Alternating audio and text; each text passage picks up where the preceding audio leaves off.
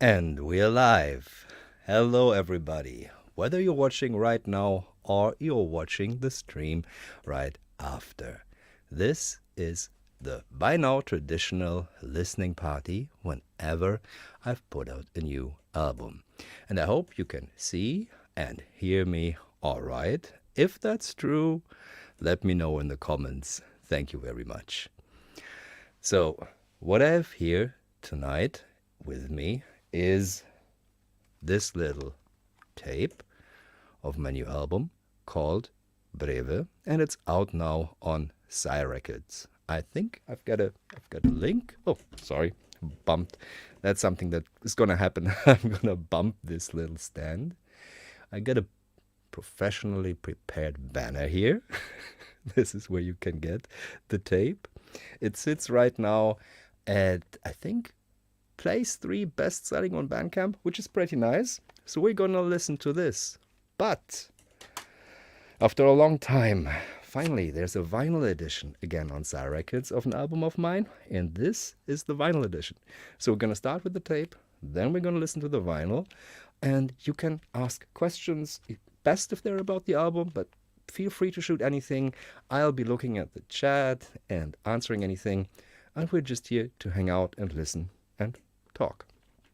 So, I'm not, I've got a little bit of a cold, so I'm drinking ginger tea tonight. And yeah, cheers everyone. Happy release party and listening party to you too. We've got Boris of Psy Records in the chat, if I'm not mistaken.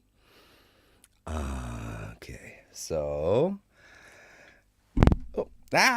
sorry. So you can answer all your label and release related questions, which I think a bunch of you should always have. We'll be listening to the vinyl from this TC D5 Pro 2, a very nice old school tape deck, a little banged up, but it still sounds fantastic.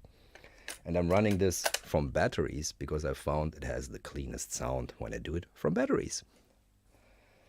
All right, hitting play now. Okay.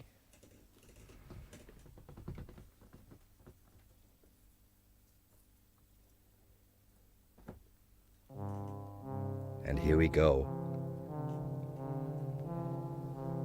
I hope the level of music and voice is nice. Sounds good in the headphones, but I don't know how you're listening.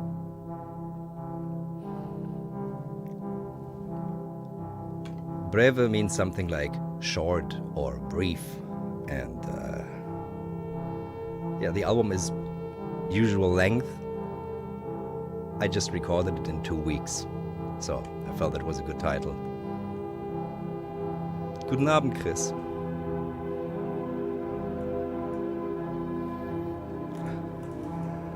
Thanks, Pontiacs. This is a gift from my wife. She is the best sweater ideas for me. A touch louder the music? Okay, I'm gonna up it by 2 decibels.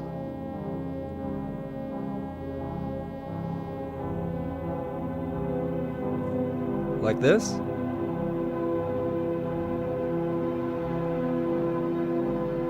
You say stop, okay? I'm upping it still. We've got a little bit of delay. Good? Okay.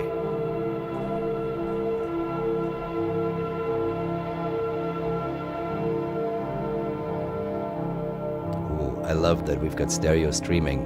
Back when I started these, it was all mono.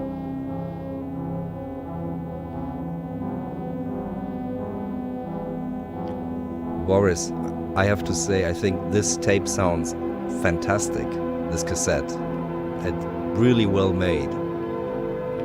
What pressing plant did you use, by the way? Fantastic.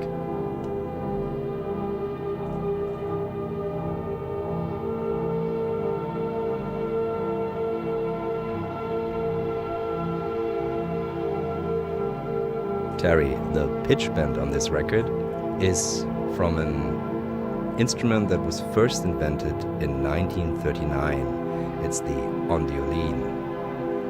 And that has a feature that keyboardists are just getting now.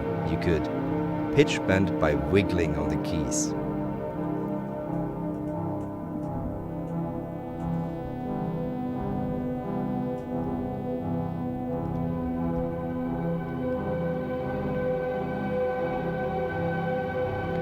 Tape music in Leipzig.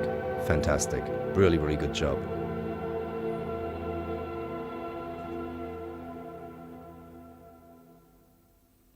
So, what you were hearing, these patterns. That's usually the ARP 2600 in form of a TTSH, the clone, one of the first, one of the best.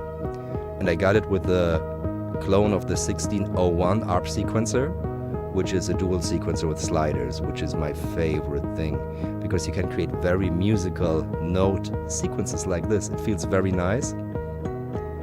That's a toy piano, a Michelson. So I would always start the pieces out by writing a little sequence on the ARP and then playing over it. Everything is recorded live to a Nagra 4S. And this, that's the Surge modular synthesizer. I found this trumpet patch that I really liked. And with the touch keyboard, it just plays off the melody. Alex, this is my French record because it's the ondioline. It's a classic French instrument. So yeah, definitely my French record.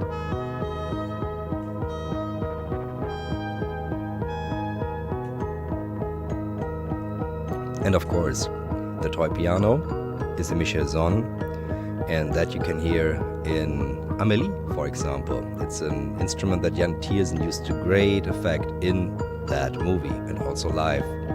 Very special sound. One of the best toy pianos ever made.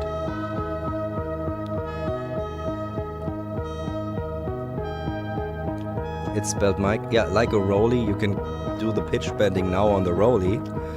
But in 1939, George Jenny developed the ondioline that could already do that.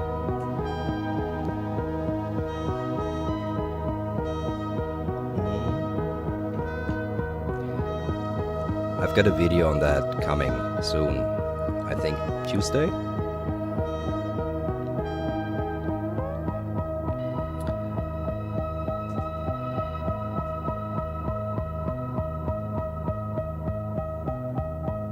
I like this part.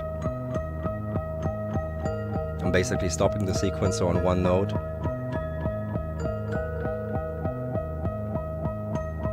And leave the whole song hanging. Toy piano on one hand, ondioline on the other.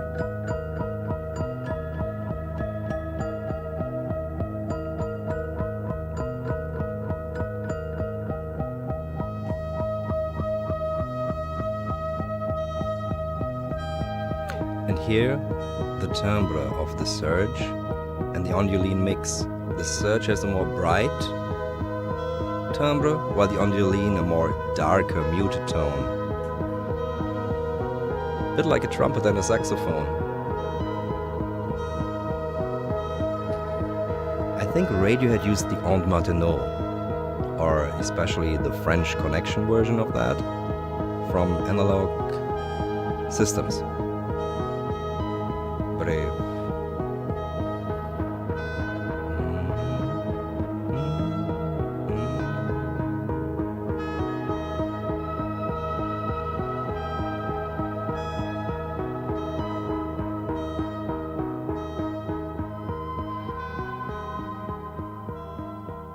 There are very few overdubs on this record, and if there are, they are from the Panopticon you can call it a sampler. It's just a very convoluted process of sampling onto it, because you have to send them sounds and then they print them on optical discs and then you can play them. But here's similar principle. The ARP 2600 on violin comes in.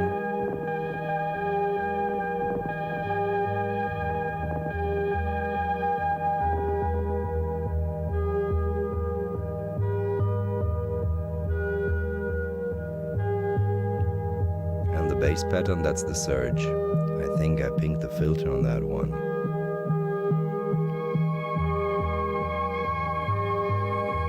Live, I play this track at half speed, so it's very, very, very slow, but the bass is very pillowy, like a very pillowy bass drum.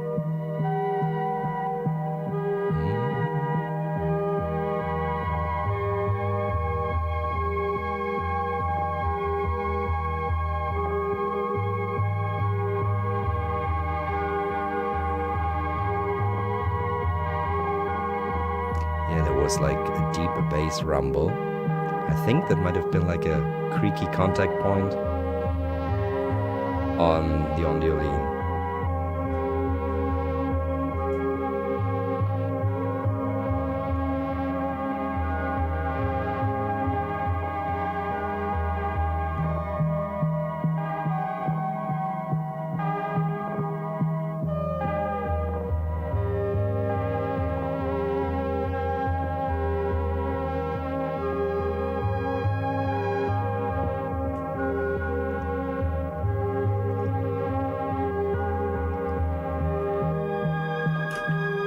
The Bing, I don't think that belongs here. So I'm gonna put you in timeout.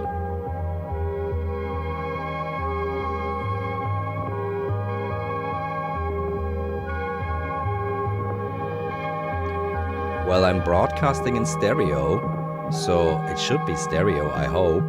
I never know like what connection you have that might make it mono, but this is very wide around my head right now. At least the spacious part and the reverb. Modulator. Yeah, Modulator was at my show in Brussels. Yeah, you heard the live version. It's less playful, it's more somber, but I like it.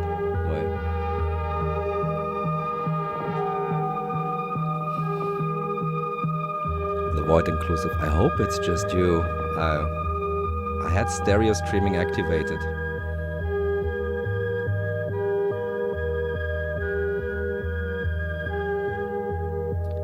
Yeah, half speed makes things more emotional. It leaves you more space for yourself. So one thing about this record is I didn't record it in this room. I went to the atelier room where my wife works and where I've got like the Surge synthesizers, but it's open for my kids too, so they come running around. And when I hear the recordings from the mic, from the camera, they're just constantly playing Nintendo, running around chatting. Sometimes they filmed me, touched some knobs, so I was very integrated in the family when I recorded this record, instead of like being locked into a room.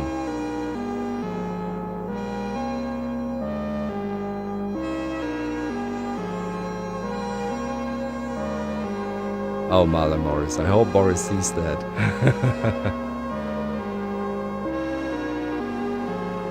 I'll go to Here Smokes.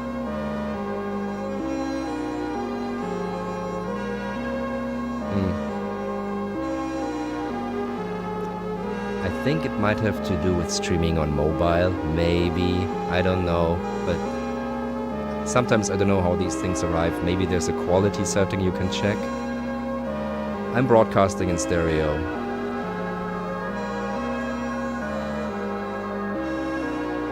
Thank you, Vanya.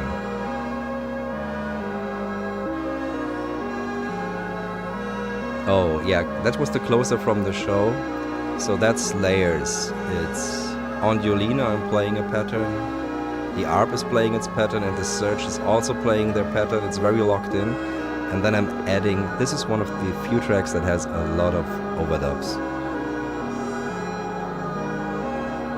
In terms of like 4 parts of Panopticon, especially the choir.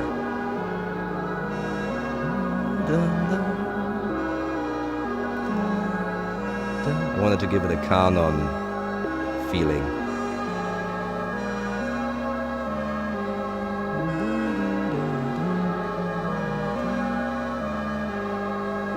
It's probably, for me, it's one of the best pieces I've ever done.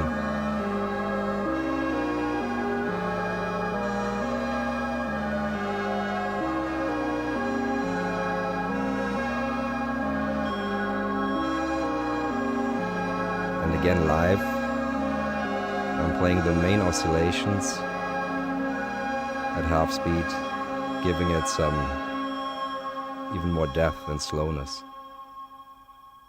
Oof. It's good listening with you. Oh.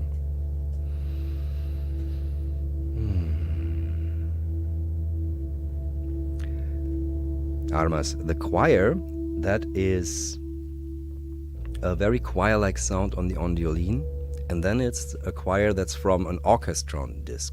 And it's the same choir that basically was used by Kraftwerk for many of their songs, later sampled by New Order for Blue Monday. And it's just a beautiful, beautiful choir. And from this optical disc, it sounds so human-like, and it beats a mellotron choir, in my opinion. Also because it's continuous. You have it on this optical disc.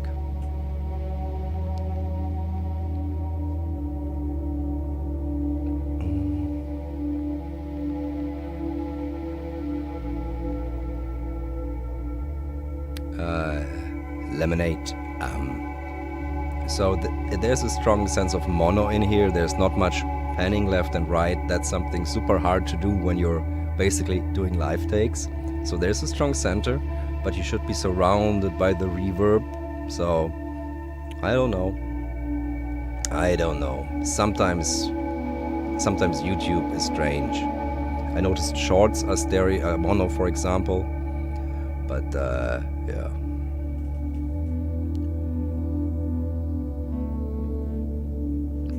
Thank you, Wayne, for listening. Ah, yes, the Banger 20 Systems album, Random Form Recordings. That's one of my favorites. Like, I think my favorite piece on that is the SH2000. I really love that because that was a synthesizer I had.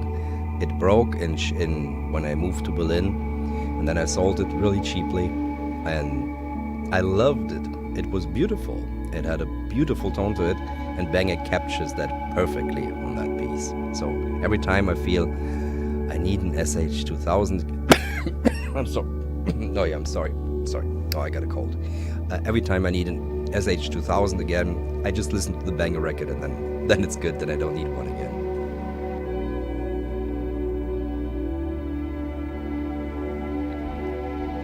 Yeah. So this track, I had planned already that I would slow the tape down to half speed. So when I played it basically at double speed, so that I could slow it down and then it would sound like I wanted it to, which is always such a mind mess, but it creates different results. It's really fun. It's really fun, and I can recommend that as an exercise just to play something for 2 minutes or 2.5 minutes with the mindset that you're gonna slow it down. It makes different music. It's like a hall of mirrors, but it's not grotesque, it's beautiful.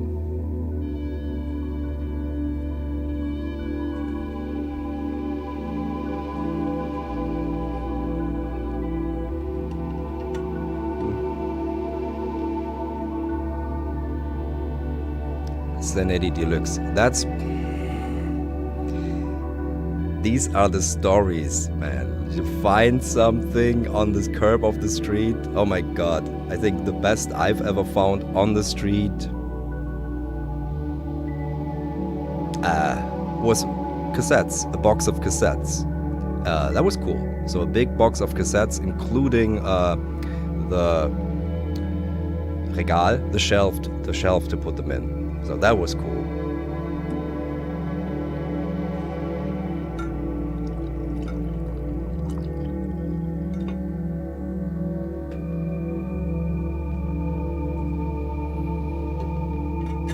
Yeah, one thing, so we're listening to the tape, and later we're gonna listen to the vinyl, but of course we got digital available, and that's, I think for the next 10 days, that is still name your price. So whether you've got 50 cents or nothing or $5, you can just get it over on Psy Records. Main thing is that the music gets heard, and then you come to my shows.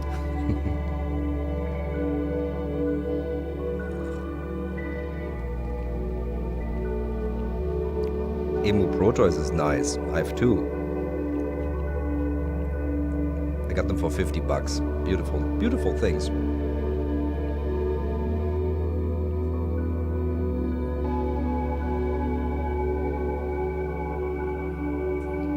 I think Zenelli Deluxe makes everyone envious right now with those stories. SH2 is a wonderful synthesizer, just Pyro. It's one of my favorite mono synthesizers of all time.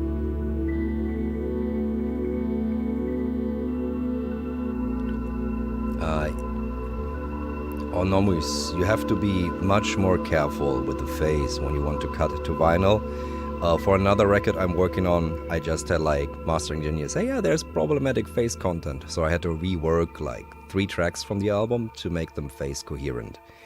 And that happens to me that I have to do that oftentimes when I work with acoustic instruments in strange spaces. So I'm not very experienced with that.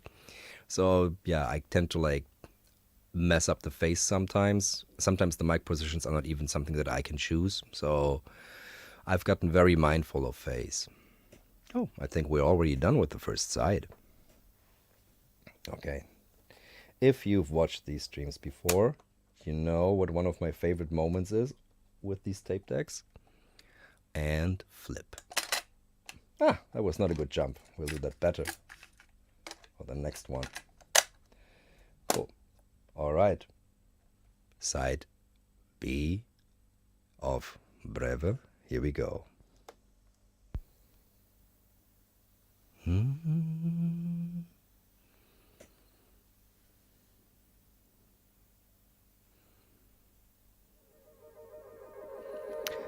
Johnny, yes, I'll be playing 4 tracks from this record at Machina Bristonica. I'll be playing 2 or 3 pieces from Voice Magnetic, and even one from Ambient Piano Works. So I think I'm playing 60 minutes. Yeah, I've started to really play the music I recorded, instead of improvising everything 100% every concert. And it's really good, because I love playing these pieces now, and I play them in a way where I can constantly reinvent them, so that's fun.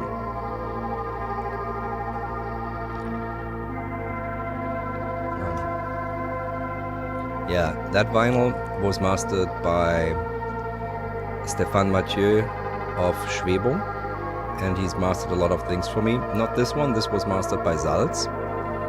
And yeah, he does a good job. But also we made that record intentionally very, very heavy. Thanks, Sandy303. See, I never got the plug, Zenelli Deluxe. You send it and it never arrived. I was thought, okay, you had forgotten. Oh, that's bad.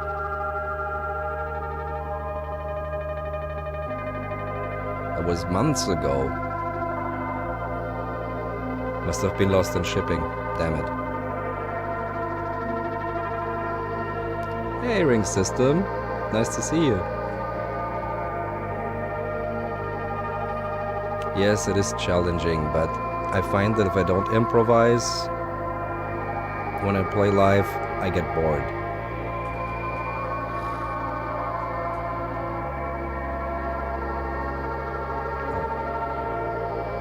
This piece, by the way, Flutterings, is a bit of an exception because it's multi-tracked. I recorded every single sound here with the Ondioline.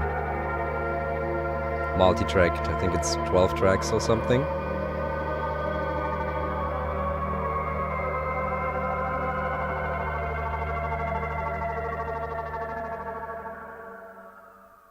That was the first track I ever made with the Ondioline. And I recorded that one in April last year. All the others happened over a period of 2 weeks in December last year.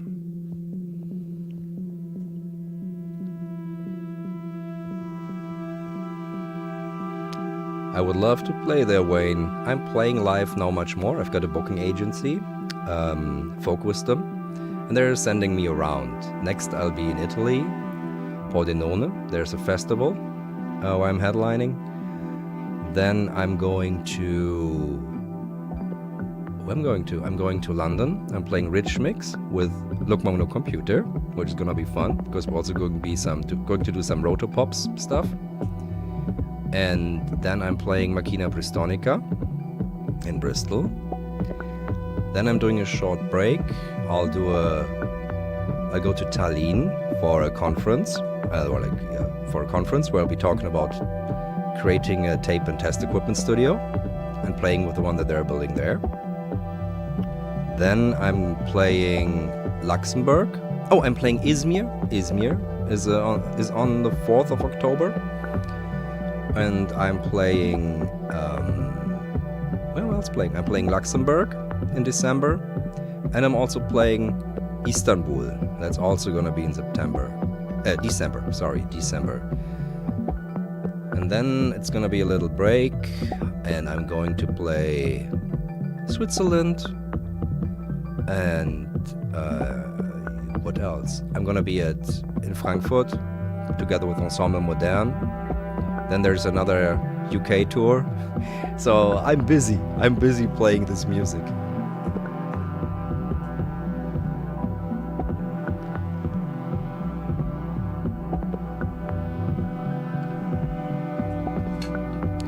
So, Caleb, I've got live, I've got tape loops from the record. Then I've got an OP1 with sounds that I sampled partly from the record, part from things that sound similar, partly directly from the synths. And then I've got my granular synthesizer Fluss that I made with Rambos. And there's also parts of the songs on there. And with these and the Seat Lombard Coco Quantus, I create the whole performance. So I'm never really trying to replay parts. I'm always trying to recombine them and create something new. And the Coco Quantus allows me to go into very dark and deep places. Now I've got a little modular with me also that is there for some deep, deep basses. And that's fun.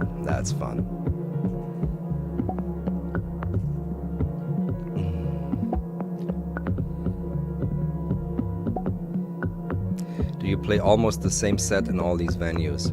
Not really, because it's like improvised, so it's always a bit different. And oftentimes I'm also constrained by time. I can play anything from like 45 to 80 minutes, and that makes I have to choose my set list according to that. And for example, the show in Brussels, I opened with the vocal part. I sang, and I never made that part in a way like on that evening. It was for me one of the best moments that I made musically, because singing for me is something where I'm really challenged, even if it's just sorry, my voice is completely gone, but even if it's just something simple and fragile like that, it scares me. So I find it good to start out with that. But on that evening I felt like, no, explore more, and that was so much fun. Some evenings I don't start with that. Sometimes I do something else. It just really depends on the night. 606, have you listened to the Alien Romulus OST? No, I haven't, but I just heard that sounds and plugins I made are on the soundtrack, which made me incredibly happy. So the sound designer used wires, and they used my plugin noises, which is basically a collection of samples that I made and with a fun way to play them. And they used it to create atmospheres in the spaceship, which made me so incredibly happy. That's like to be connected to that world that I absolutely love. That was a great moment. I heard it on the Tone Benders podcast. So I still have to see the movie, and I'm really looking forward to that now.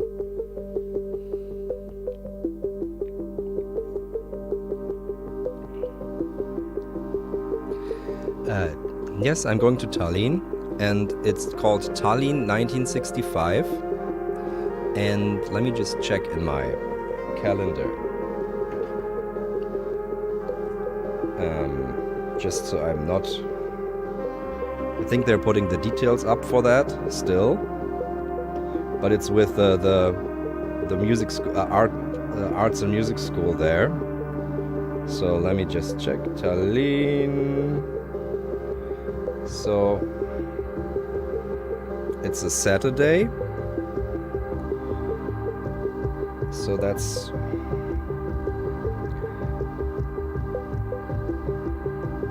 on November the 9th. I'll be in Tallinn.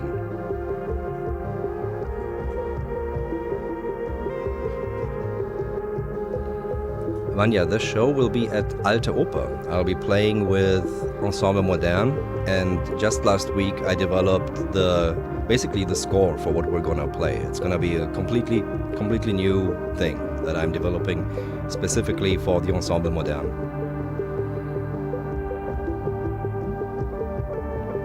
I eliminate. That is the Surge modular combined with the filters from the TTSH.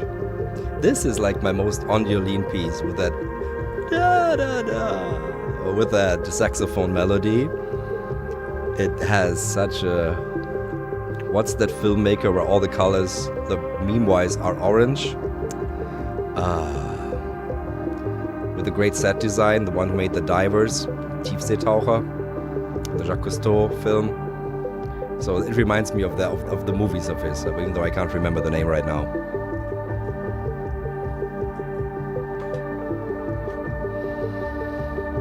John Struthers. I'm using lots of HP. I've got 4 generators right under my feet. Not on this record so much. This was focused on way different instruments, but I use them a lot.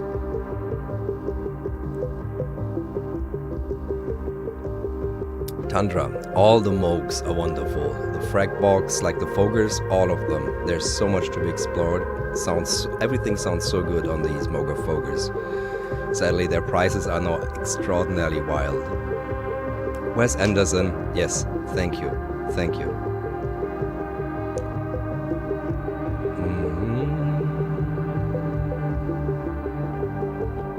Yeah, the pops, I mean, there's just something about the TTSH and Surge combination that works really well.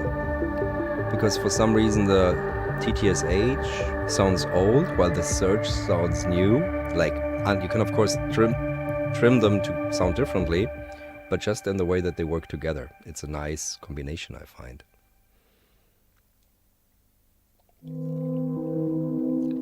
.606, that's the Tone Benders podcast, which is absolutely a wonderful podcast, and especially the Aliens episode is great because they talk about how they used a lot of tape machines to experiment to get the sound right. They even ran the whole dialogue through tape machine and emulators, distortion, because they wanted to have it all a sound that's kind of in the 1979 world of the original movie. So when you scream, you not just get a loudness difference, you get tape saturation. And they used a lot of plugins because if you have a 128 track Atmos mix, it's not useful to have that many broken tape machines running. Oh.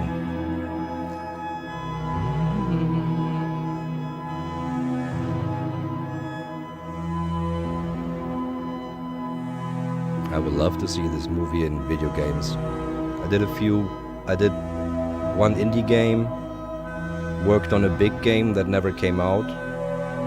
But yeah, I love scoring and I would like to do more. So I'm doing a movie now. So that's after touring in October. I'm going right back to scoring the movie.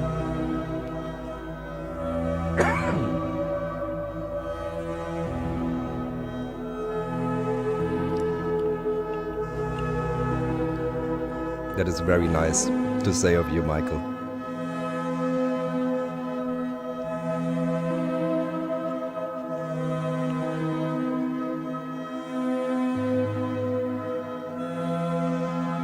DJ Hell, I don't know him personally. That would be cool, though. Legend.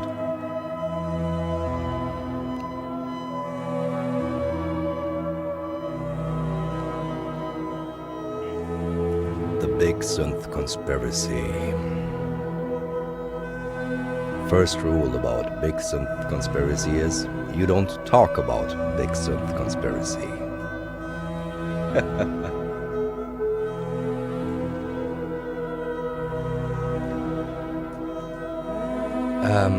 The lights on stage.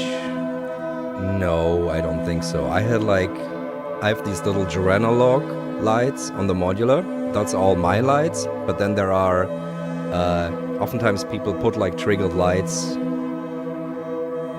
Sorry, it's hard to talk. This track is like taken off right now.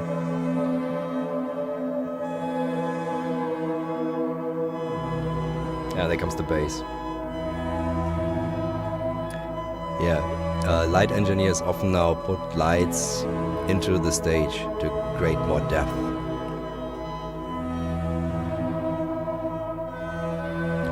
I don't know if this type of music, I don't think this is made for mainstream. I don't know, I don't care about that. But I'm working with like pop artists that are like super mainstream, putting in maybe little loops and sounds, seeing if something will stick and happen. Don't know yet if that will work, but I'm just doing a few things in that area, which is fun because it's just make a lot of stuff quickly. But this music, mainstream, I don't know. It's just my music. I never thought that I would be sitting even like with like 155 people here listening to it and be able to go around the world and have people listen to it. That's something I never would have hoped because it was just made for me. So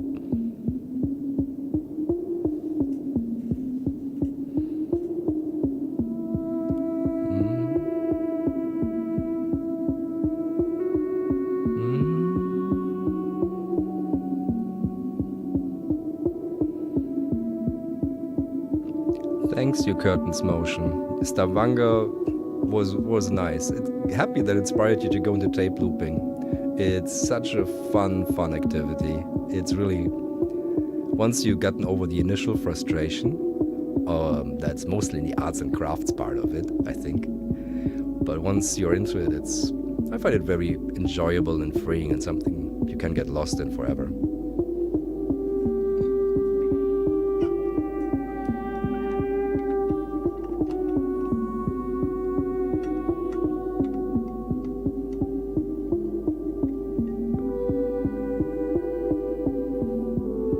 Yeah, you should be able to get tickets for the Alte Oper concert. And the idea is, I've been mad about this Italian composer Scelsi, who basically wrote pieces on a claviolin, and he had two, by recording them on tape, and then recording another part on another tape, and then having two tape machines run, and then recording those on a third, and then handing out the recordings with some instructions to like a composer or someone who could write notation and arrange it for orchestra.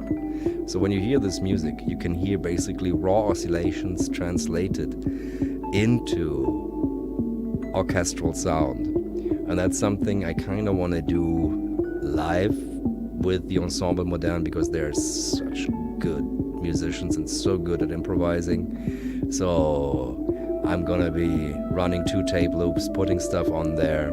And then my idea is that I've got a big filter bank, and then I'm gonna take parts out of the big chunky oscillations that I've built, and then they fill in until my part disappear and they start to live.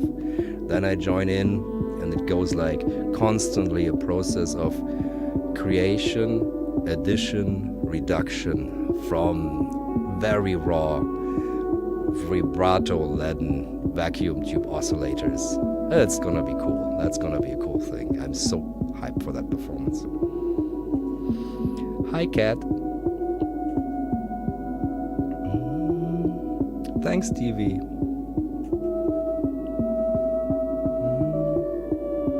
Thank you. This is, I think, the last piece I recorded for the record. It was just my send-off to say goodbye. This album is now over. It was nice. It was bittersweet. But the cool thing was, after I recorded this album, I was very happy. I felt like, oh, I'm myself again. Because there was a lot of things. I was just overworked, and there were many family affairs that were stressing. So every song of these is like healing, a process of healing. So sending it off with something quiet felt good.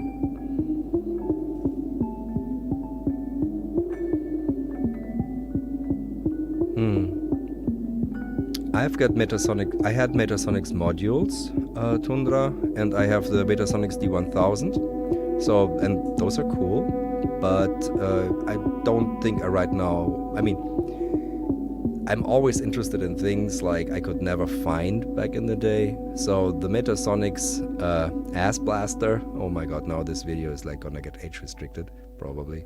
Is something that I would still like to play with because that seems a little cool companion piece to the Metasonics D1000. Same thing. I think that's it. That was the cassette. Cool. So, well, but it's not over yet because we now have the vinyl, which is a nice comparison. So let's see if we can flip this nicely this time.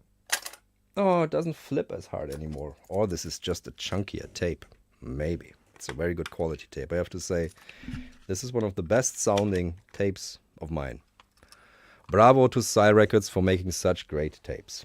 So now it's time for me to do a little bit of rearranging because I need to take down this from the vinyl player.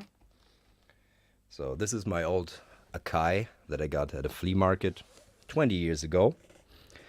Even longer maybe. And it's still running. So here we've got the vinyl. You can see.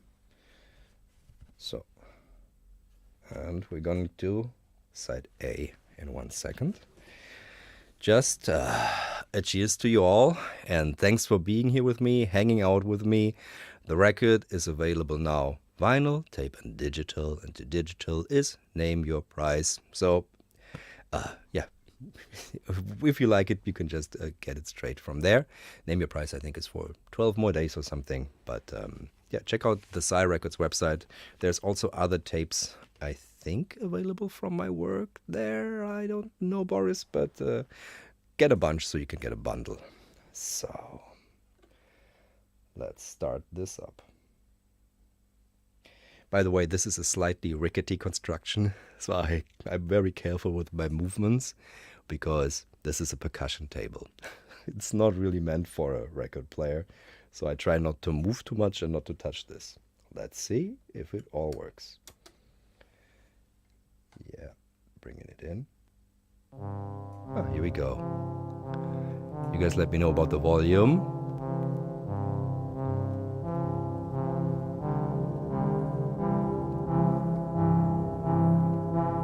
Is this good?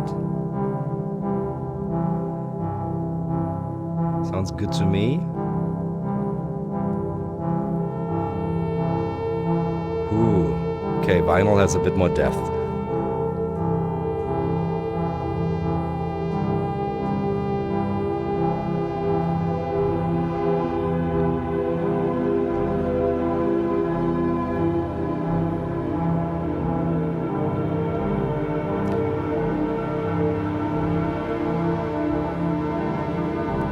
You're hearing that low ooh.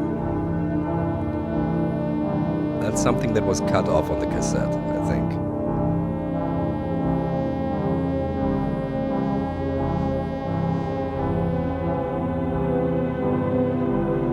Nice.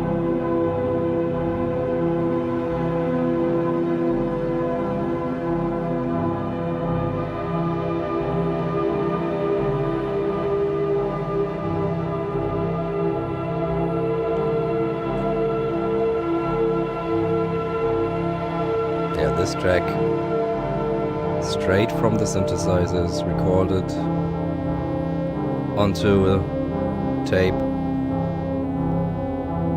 And I think I did one overdub with the Panopticon. This.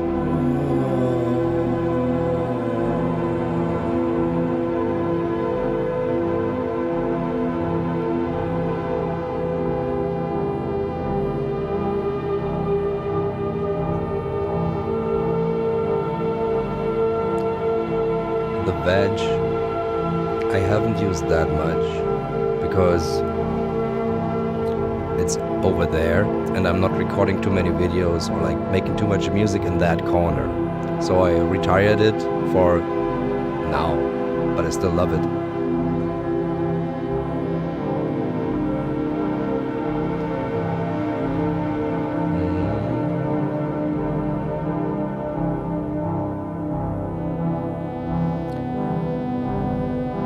Terry, I make overdubs basically when I feel I have more to say to that piece.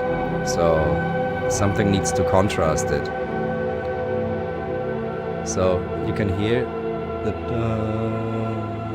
very high part. That is something that I didn't have in the original. It was like the ondioli needed a partner.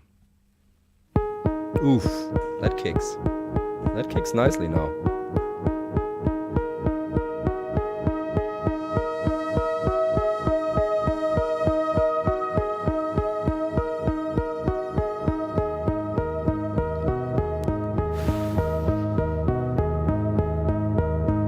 Yeah, so music, so if the track feels like there's lonely, it's nice to get contrast and partners to go somewhere differently.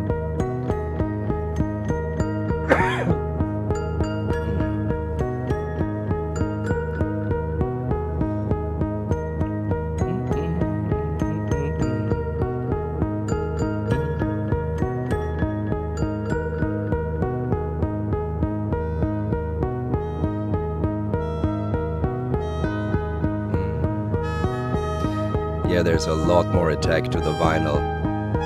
It's way punchier.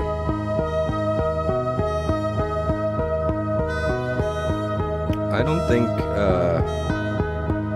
it does music. I think... Yeah, that's my perfect circuit mug. Love it.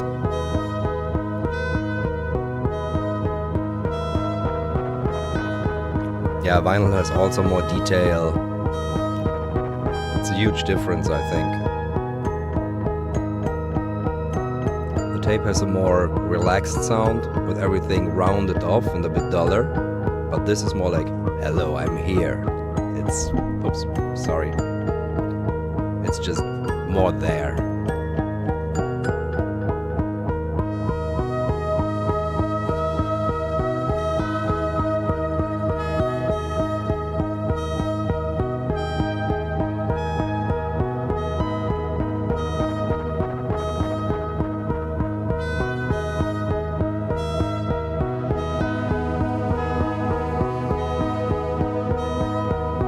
Thank you, Wanya.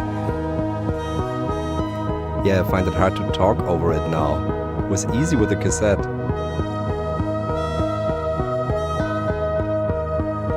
With this, it's way harder.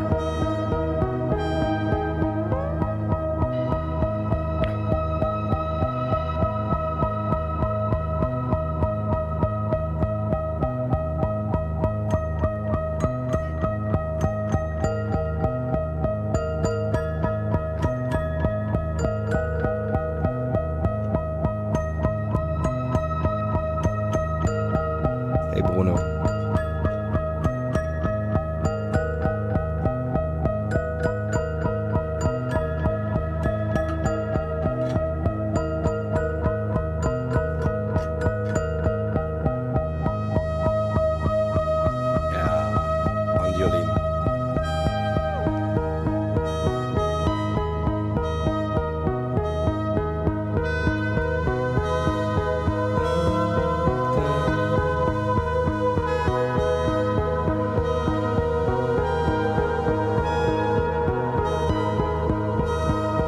cassette can mask a lot of things and make them also glued together.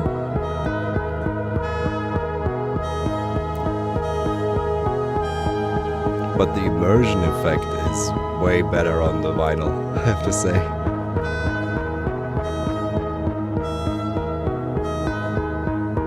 Ah, beautiful lemonade. Thank you.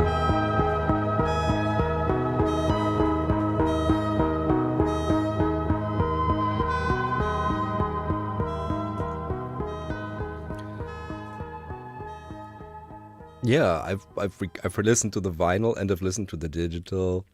I like the vinyl always, usually the most, because it's just such a pleasant process that's very pleasing to the ear. Like, as a medium, it just sounds good.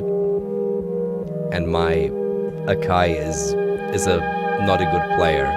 It's an okay player.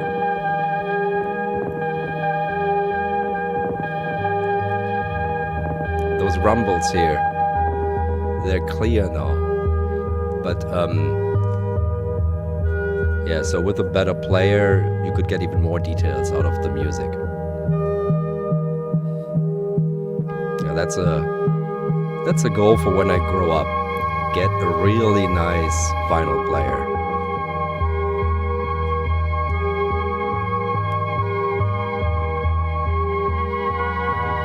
Huh?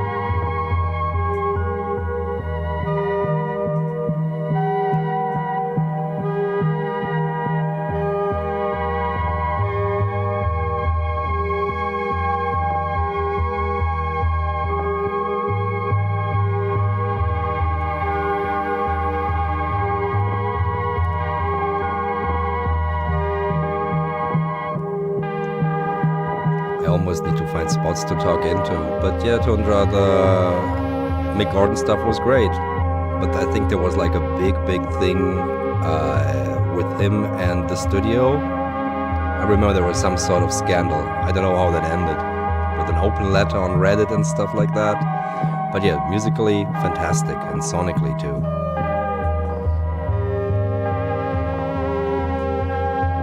Hello, Oberhausen. Hello, Osserstraße.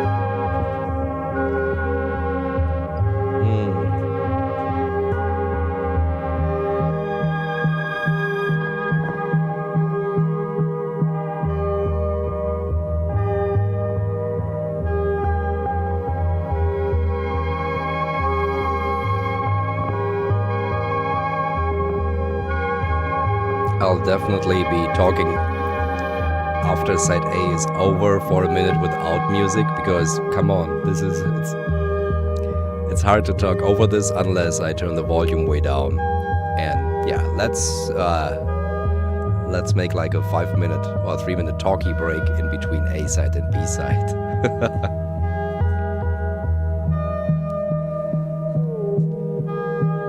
Hello.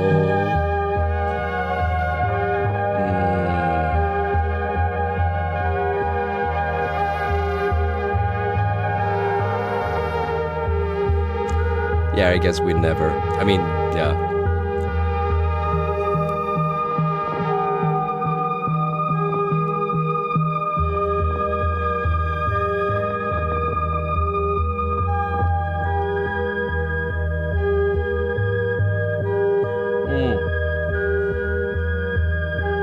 I don't have translate sterile substances, so I can't see what you wrote there. I'm sorry, can't read what you wrote there.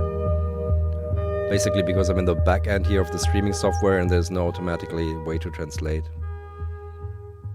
How did you choose... Okay, Sandy303. How do you choose track running order for an album? Yeah. This is a track that needs to end aside because it has like... It's hard to follow up. This movement that just builds and builds. So my blueprint for this was Cantus in Memoriam Benjamin Britten by Arvo Pärt.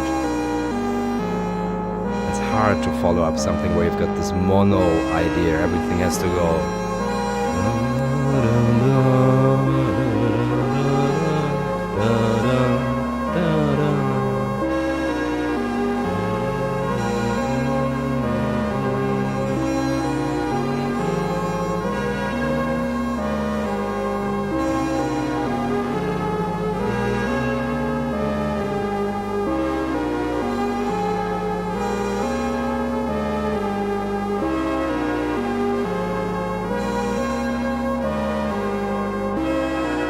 thank you, Harrison, for that translation. And thank you, Sterile Substance, for the nice compliment.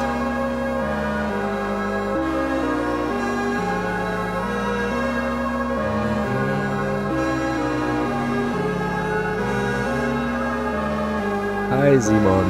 Nice to see you here.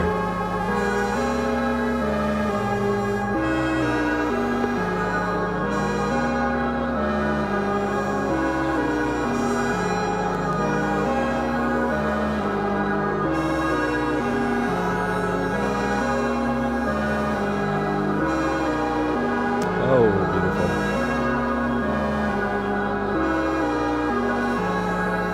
Dranky, I hope this inspires you.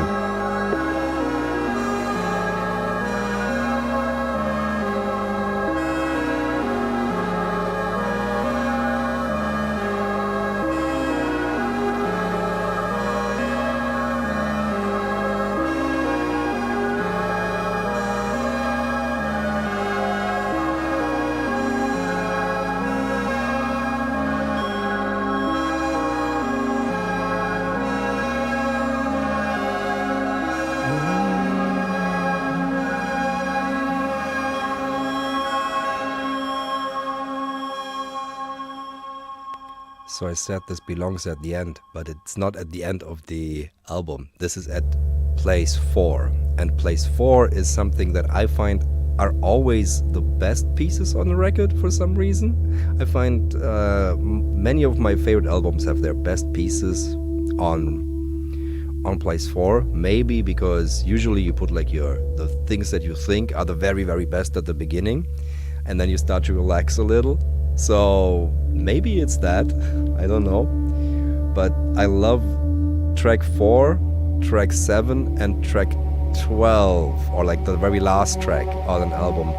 Those are things I always skip through when I listen to a record for some reason. And if I find something there, it's like you read the first line of a book and the last line to decide if you want to read the book. So there's something back from the album days, like where albums were really everything, that I think about when I compile the record. And of course also running time, because you need to split it down into halves, and when you're thinking about the vinyl and the tape. So that comes into it. The first piece has to set the mood, and it already has to be there, and it has to build up until the 4th track. Then you can make the 5th track something more relaxing. And side B has to introduce something new or a new feeling and a new vibe. And there has to be a good send-off at the end. So that's how I approach like finding a set list for a record. And there are tracks that, there are a bunch of tracks that didn't make it on the album, either because they were too similar or they didn't fit into that vibe. And I'm going to put one of them on my Patreon next week. Next week when the video to the behind the scenes comes out.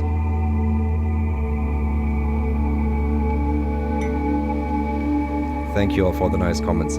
I think the piece before is it's one of the best things I ever wrote. I can't say anything else. It's like sometimes,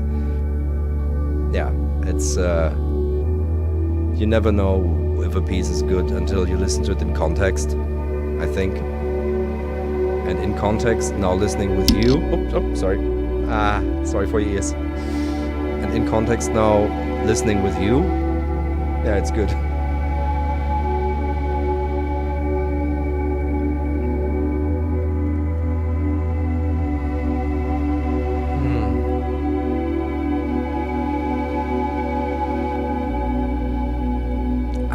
Here's one overdub that I made.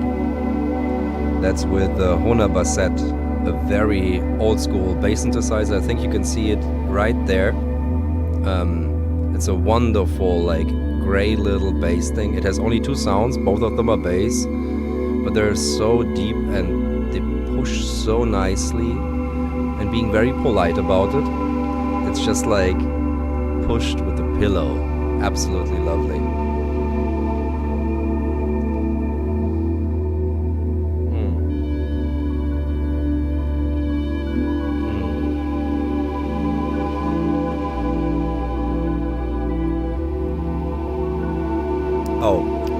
there's the piano in the background, and I played a like rain falling down.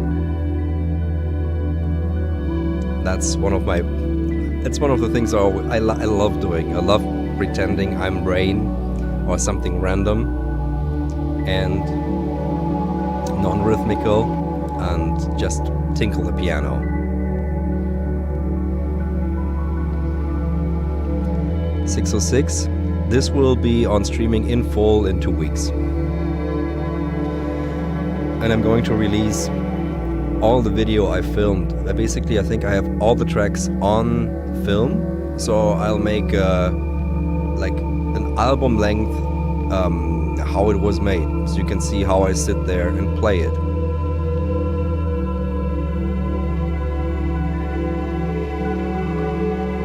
Billy Pilgrim, that is the Onduline, but at half speed, because all the main parts on that song are at half speed.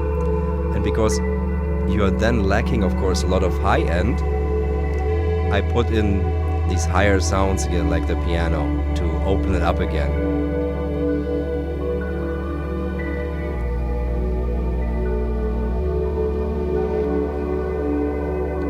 David, yeah, that's an Oberheim expander behind me. Thank you, Hammerfoss.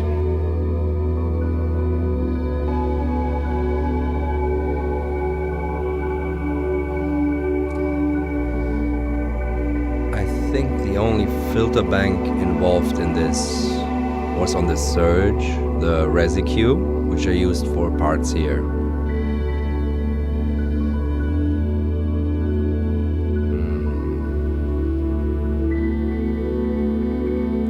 Random form recordings, echo sockets. Very bolts of Canada. What that then would be. That turntable is an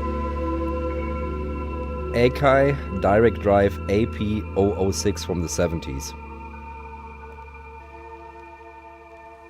Ooh, that was side A on vinyl.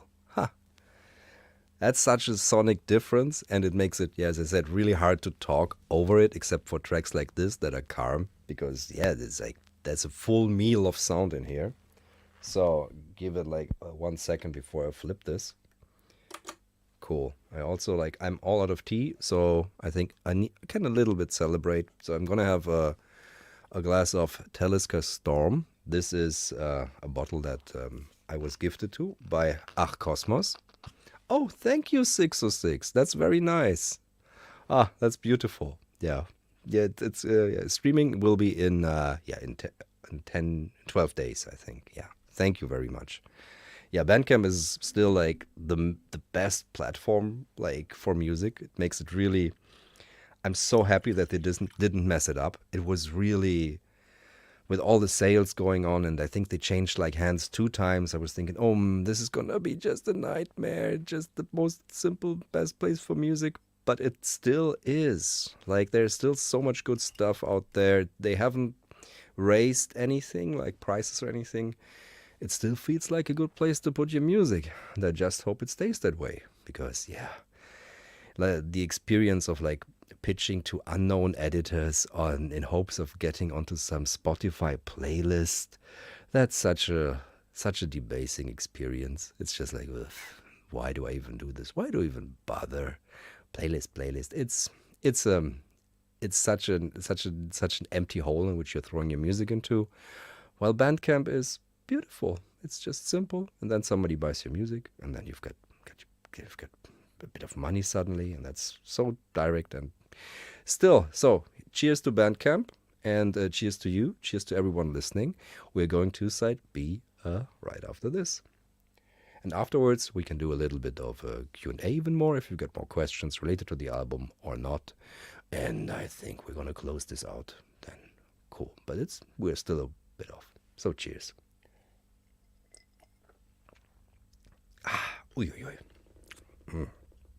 haven't drunk too much whiskey, I have to say, because I lost a bit of the taste for it after I did all the streaming, like the don't know how many of you remember, but I did a bunch of live streaming during COVID times. single mode synthesis. And that was especially with like the 10, 13-hour super boost streams. Whee, that got a little bit much. Cool. So here we go with side B. I haven't even told you the names of the songs. So here we are with Flutterings. And here's what I say. This introduces a new energy to the album after this very calm moment. Now comes a piece that's a bit more uplifting and going somewhere. And it's also a piece I reworked to fit into the stream because it's the first one I recorded. So it was very dry on Duolin only. But to make it fit into the album, I added more space, I washed out sounds, yeah, but I kept the original drive.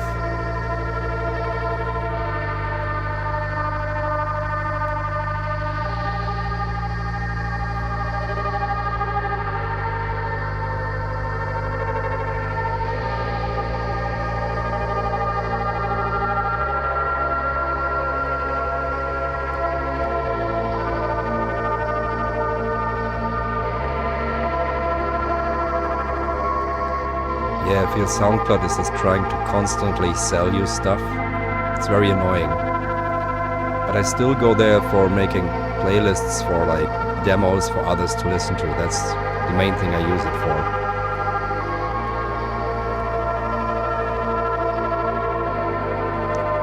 I actually don't know what position we are in Bandcamp now.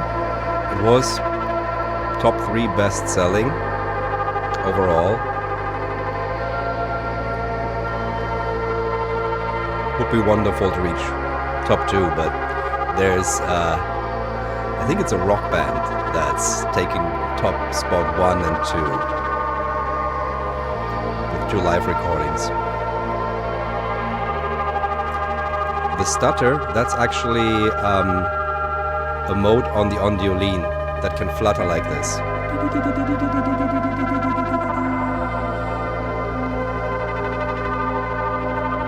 No granular involved.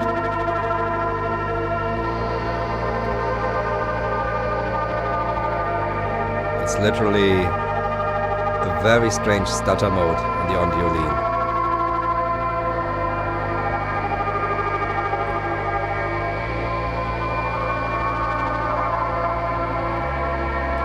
There is 2 reverbs used on this album.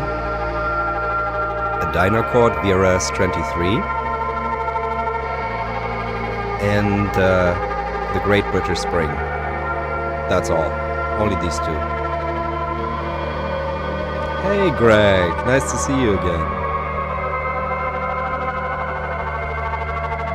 Bye Lemonade. Take care.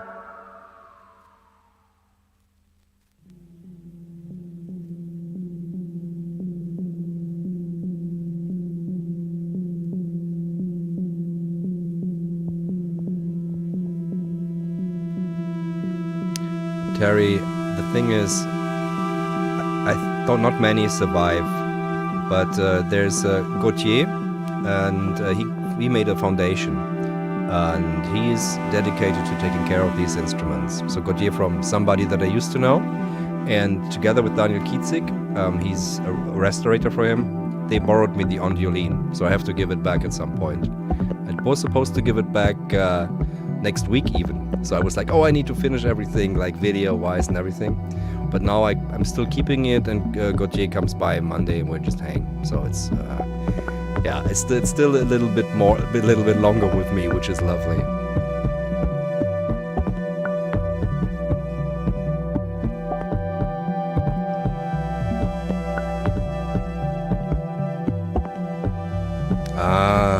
The Alka drum machine, yeah. I used it also a lot on the album with No Computer, of which, yeah, the vinyl is finally out in the hands of everyone, I think. I'm getting some boxes from it to sell at my live shows, and we'll sell them at our shows in the UK, definitely. And they're going in Sam's shop, so you can also get that record. And I can teaser there might be something new before our show coming out from us together.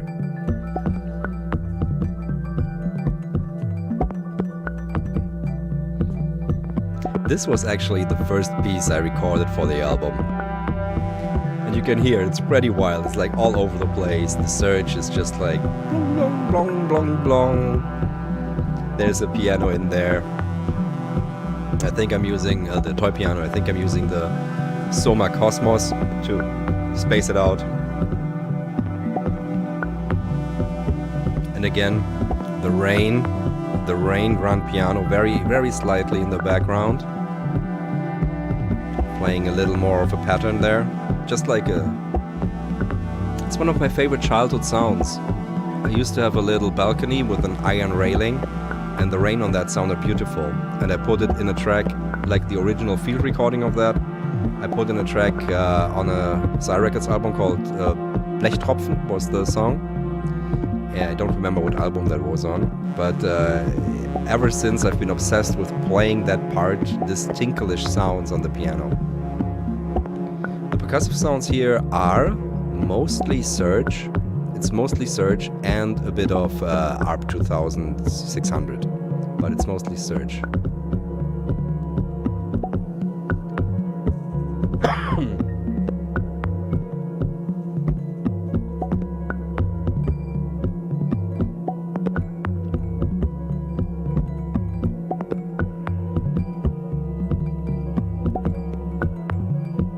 Ah, yes, I saw that Vintage Keys had like a repair video on it. I didn't watch it in full, but I saw that they used non-Yolene. The one that I have is in tip-top shape. It was fixed up by Daniel, who's an absolute master player also, so he knows how it should sound.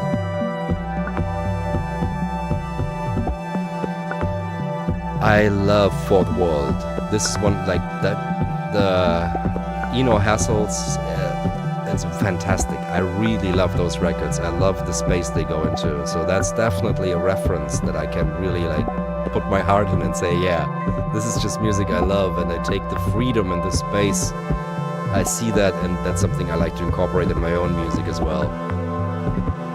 Thanks, Joe.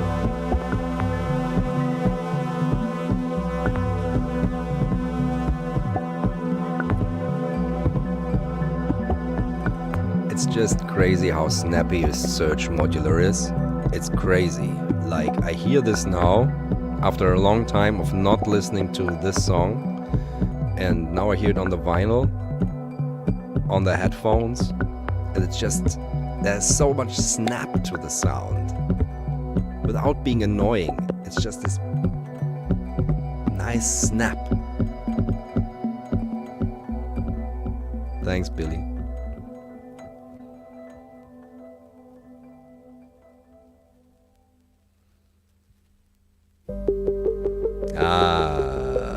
The Wes Anderson track.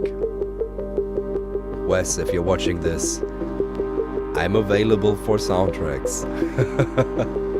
He's not watching this.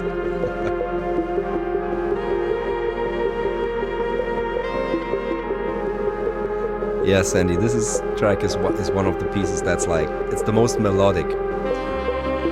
I love writing melodies, but I don't do it often in my music for some reason, because I'm so much focused on texture. But I write more melodies for others, other pieces. But with this I went like, let's have a melody and play it with like this gesture.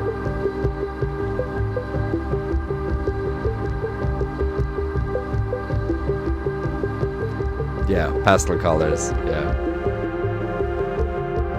Yeah, my next movie is with the soundtrack I'm working on is with German director Fatih Akin. I'm looking forward to scoring that. This song is out on everywhere actually. So this is one of the singles that went on streaming too. So you can get this on Bandcamp. So there's a little banner down here that you can get the single from. All the drum parts here are Surge. This is the Surge modular, the filters. I think it's the multimode filter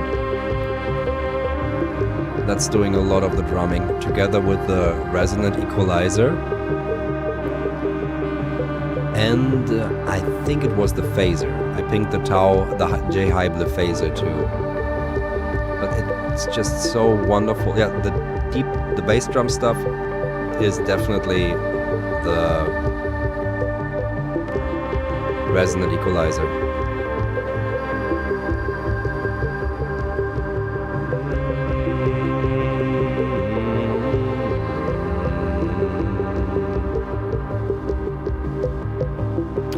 Salz Mastering did the mastering, Jamie Phillips, on the record, and they did a good job. They always do a good job on the vinyl.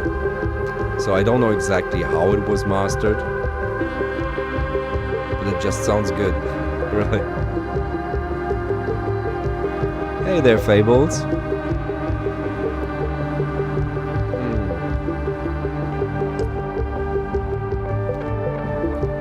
Good evening, Midwich music.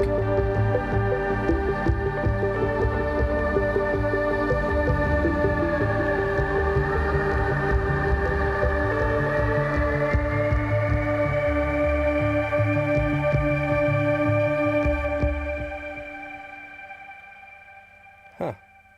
2 tracks left on the vinyl, Giving Thanks and the title track.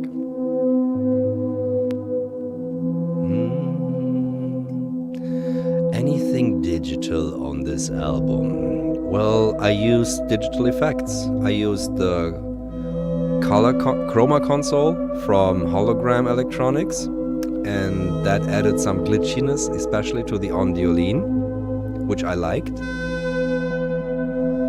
And then I used some of my effects, especially dials, in mixing, like for the parts that were overdubbed. And I might have used Isotope RX whenever I thought a part was too noisy. Oh my god, sorry, it's too loud.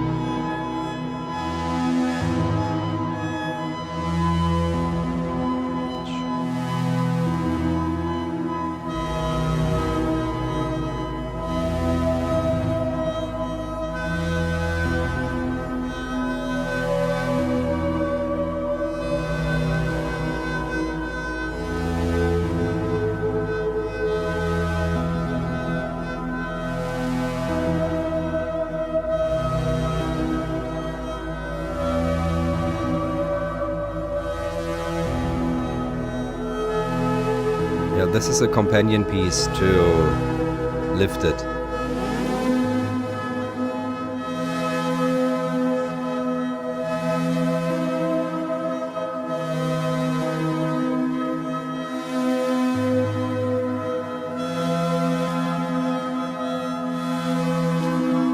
And of course, Somar, the digital effects unit, was used on the album too.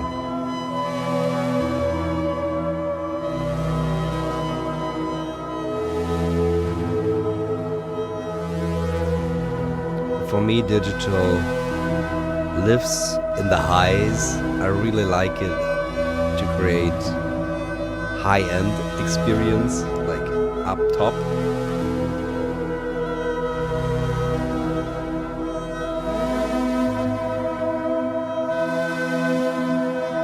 That adds that layer.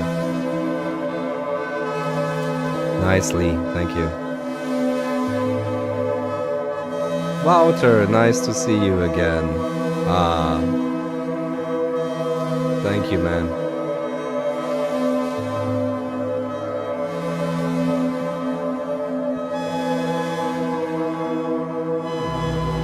Yeah, Greg, I'm playing this piece actually and a bunch of others from the album live. There are some I can't play simply because they would require me to carry the Ondiolene with me, which I'd never dare.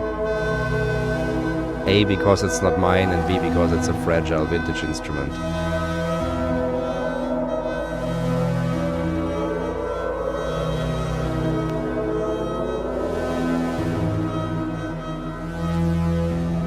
Hey Jace, nice to see you, man. Thanks for getting a record.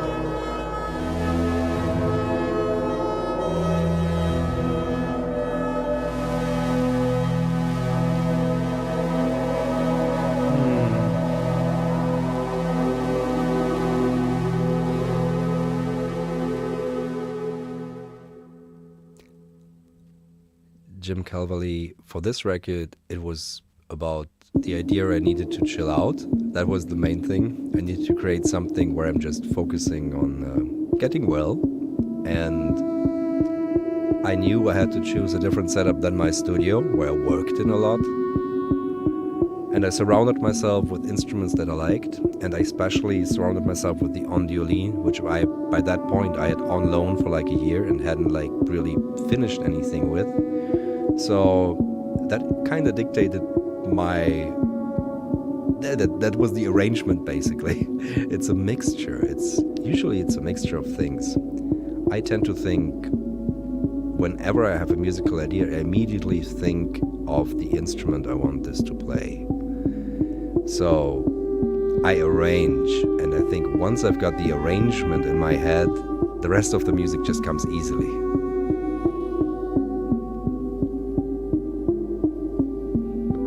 It might be the arpeggio, Armas. I might be this like very steady.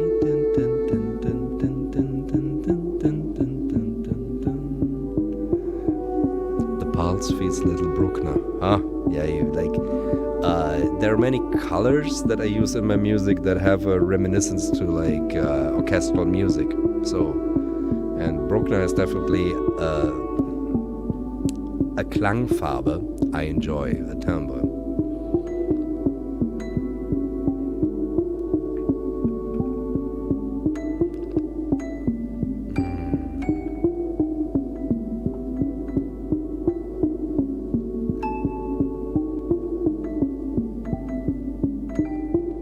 Oh, yeah.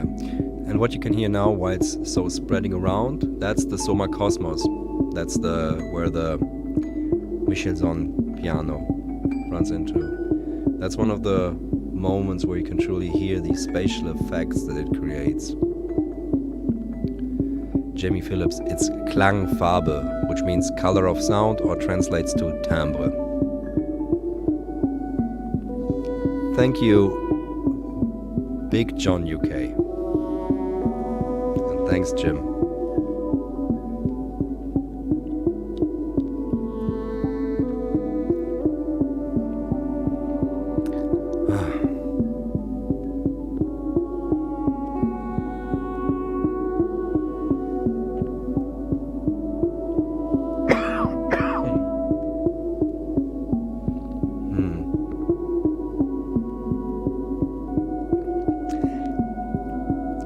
You know what? I never realized that there's a massive bass drone underneath when I recorded it. It's like, it's not hum. It's just this massive drone. I think my brain just tuned that out when I recorded that, and it just focused on dun, dun, dun, dun, dun, dun, dun, dun, dun, dun, dun, dun, and playing above that.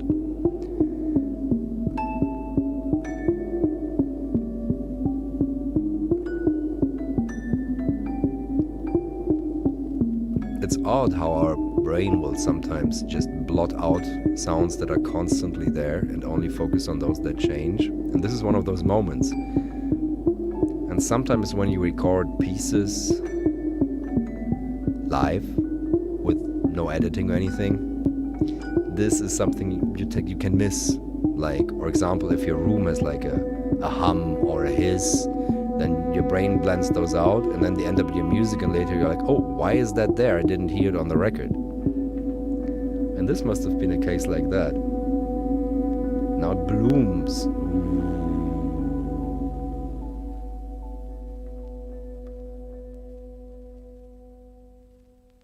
Interesting. Yeah, I only noticed that again now after listening it on the vinyl. It wasn't that noticeable on the tape. Woo! Okay. If you've been around from the start, we've made it 2 times through the record, both on tape and I'm sorry. I'm so sorry. Both on tape and on vinyl, and these are both available now on the Psy Records Bandcamp, and I'll also take copies to my shows. So, yeah, I really love this album. And so I also I made the cover photography myself, and it's like a picture within a picture. So I took a picture with a Polaroid, and then I put and then I put those on the floor, and I put the Nagra where we recorded everything on the floor, and yeah, and then I took two pictures, and on the second one you can see the the Polaroid fell down, and I thought, I think this is a good A and B side. But then again, we also have something in the cover. There's this little inlay. It's a picture of the Nagra and of the Ondiolin, and I wrote little text. And if you want, I can read that text to you, because I don't know how many of you already have the vinyl. I'll just read this. Okay. Um, so, Breve was an album I just had to make, both for personal reasons and also because of a deadline I felt approaching. Belgian musician Wouter Wally de Bakker, known for his hit song Somebody That I Used to Know as Gautier, is, like me, a deep nerd on early electronic instruments. Through his non-profit Forgotten Futures, he kindly lent me an Ondiolin to work with, a beautiful instrument meticulously restored by technician Daniel Kietzig. I immediately wrote a piece with this fantastic piece of French instrument design, flutterings. But then life caught up with me. 2023 was very busy, both personally and professionally. After years of a reduced amount of touring, I finally was able to play out again regularly. That clashed with all the other things I had taken up during the void that was COVID lockdowns, like working on music software and making more and more extensive videos on my YouTube channel. Then my mother went from hospital to hospital until we finally had to move her to a nursing home near my sister. That involved long stays in the Black Forest to take care of her and finally sell off the family home. I could not make new music during that time that I felt was worth anything. All that multitasking left me utterly scatterbrained.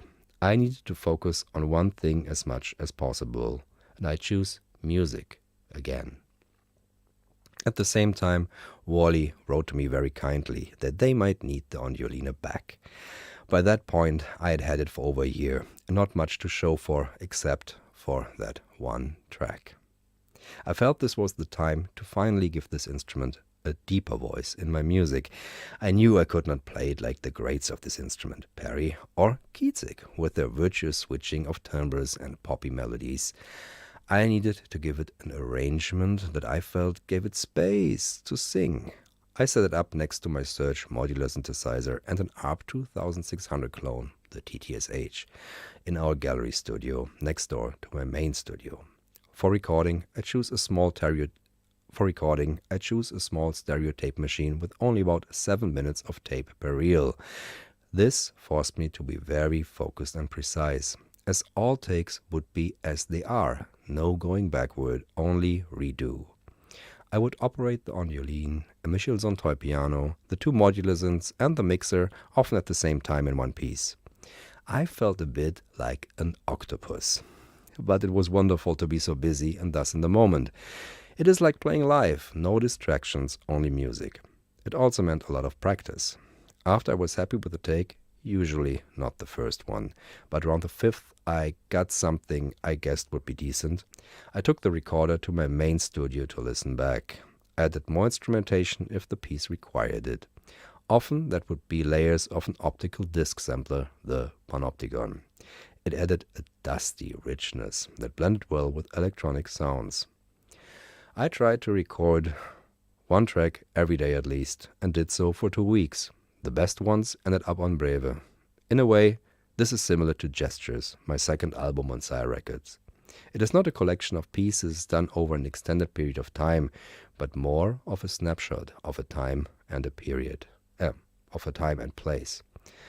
The Ondiolina found a place in my music that I treasure. It will be hard to part with it again, but another lucky musician will be able to explore it and make something beautiful. I found peace in exploring it, and I was able to center myself again. Thanks, Wally and Daniel. Yeah, so that's the little letter, the personal note I wrote inside the vinyl record. So yeah, that's the reason behind the album. And yeah, so now I think it's time. I don't think my voice will sustain another round of listening, but I can put it on very low for side A or something, and then I can answer your questions if you have any. Let's do that. I'm gonna switch to side A. I'm putting the volume down now at half of what we had it before. Because if you want to listen now, you can get it on Bandcamp. Okay, so.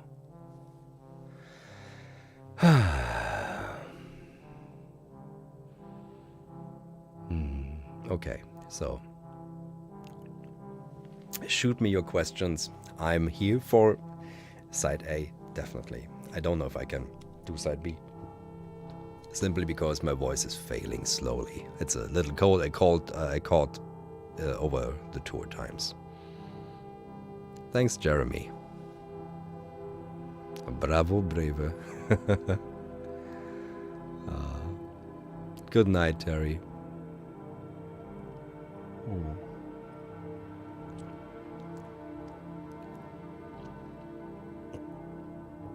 A sleep app. Oh, that's something that... who did that? Max Richter. Max Richter did a sleep app, yes? I think I haven't heard it. And then there was one, the Dude did one. The actor that played the Dude in The Big Lebowski. What effects did you use most on this record? Well, it's the Hologram Electronics Chroma console that's on the Ondiolene. It's the Dynacord VRS-23 that's the main space. Then I used a little bit of the Great British Spring when I moved everything to my studio. In mixing, I used a bit of audio thing, wires and dials. And then for tiny EQ drops, the Ableton stock EQ. I think that just works. And if I felt I needed to lower a noise level of something because I got the gain staging wrong, I would use Isotope RX. Bruno, there is Jeff Bridges, exactly. Thank you, Chris. There will be a video on the Ondiolene. I'm putting that out Tuesday. So, and that's also when on the Patreon, the single, the B-side will be out. Good night, Nicholas. How is your music making affected by the current world events? Oh my God. So, Yogi Fish, it's heavily affected by that. And I've made pieces in direct reaction to things that happened, be it the attack on Ukraine, and which I used to fundraise for the Red Cross, or be it pieces like Destruction Loops 5, I think it was Destruction Loop 5's, and it enters life constantly, like what's happening outside. And the only rule that I have is that I shut down the news like at 8 o'clock. So after 8 o'clock at night, there's no more news for me. And yeah, I try to take the news when I'm in the morning.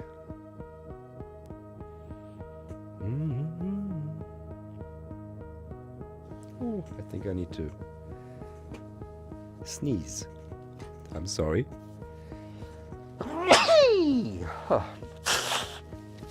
Don't sample that. Or do. Maybe do.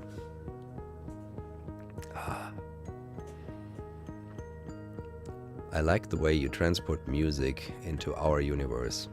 Yeah, thank you. You have to try. You have to find ways for your music to reach people. For the longest time, I never really did any form of social media or anything like that. And only when I just thought my music needs to be discovered. Very, very stupid. I was very stupid. But once I started in trying to engage with people with the music and showing it to them, actually playing it to them, that changed a lot. It's one of my pet pet things to like go out and at the shows. Like one of my favorite moments are those when I'm at the merch stand and I get to chat with everybody. That's as important as the show itself for me to talk to everyone. And music is such a communal thing, and the talking about it and the engagement about it is incredibly important.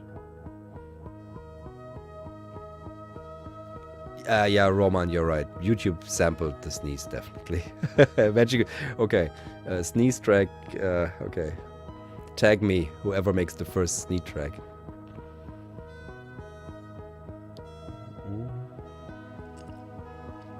What helps you motivated when you feel creatively low? Shutting down everything, like I did on this record. I shut down everything and only focused on making music. So I shut down everything, and just got laser focused on music. So that helps. It's a focus shift. And it's very hard to make music when there's so many things, so many hats you have to wear all the time, and so much responsibility to do. That's very hard.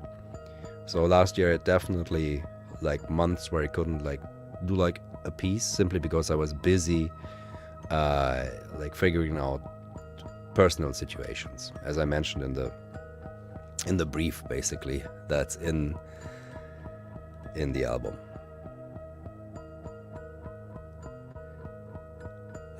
Yeah.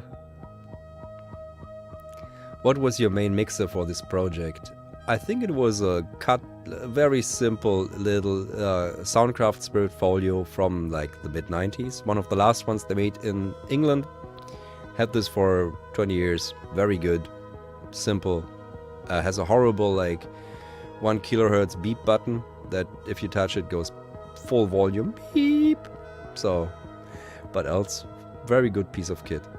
And small. So that's what I used to mix everything.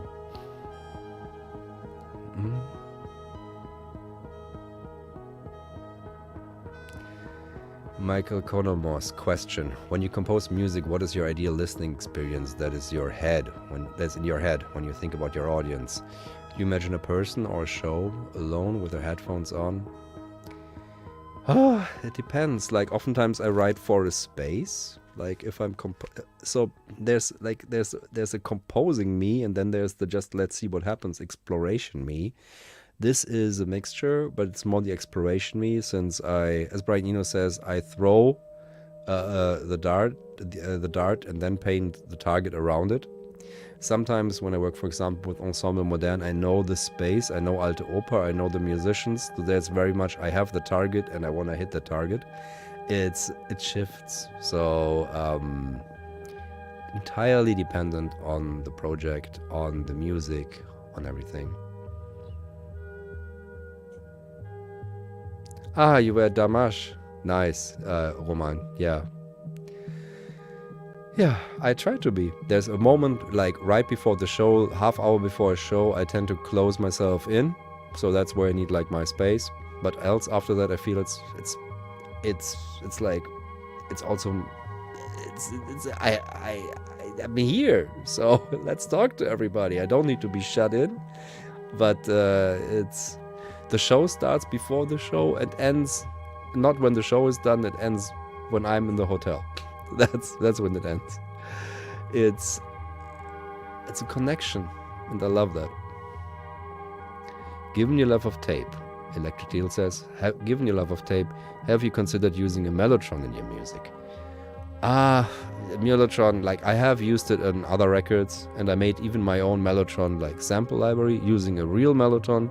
That was with G-Force, and I think you can still get that. But I'm happy with the Panopticon, which is very optical sound, and I've made my own disc with it. It's beautiful.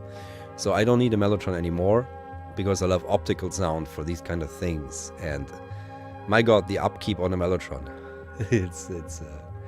I'm happy with the Panopticon. So.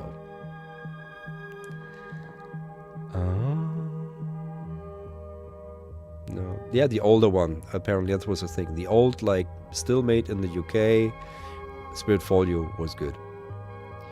Yeah. Do you have an inner critic when writing music, and how do you shut him up? Of course, I have a constant critic, but it's not like a negative critic. Like I try to like the negative critic would be the one that says this is not gonna go anywhere. This is not bullshit. Why are you even trying? So I've shut down that a long time ago out of necessity, simply because I had too many other critics. I mean, I post my music on YouTube. There's a lot of critics out there. So I don't. The inner critic is like, nah, that guy is gone basically, because my music is so much out there. There's enough. So and enough people telling me that my music is bad and I can't even write a tune or something like that. That I'm like, no, I can. I'll show you. So that guy is gone. Chris Harris. Yeah, I wanted to go to the Mellotron factory at Streetly when I did that library. That would have been really cool. And I'll do that at some point. At some point I'll have to do it. It's just, yeah. Didn't work out for that project.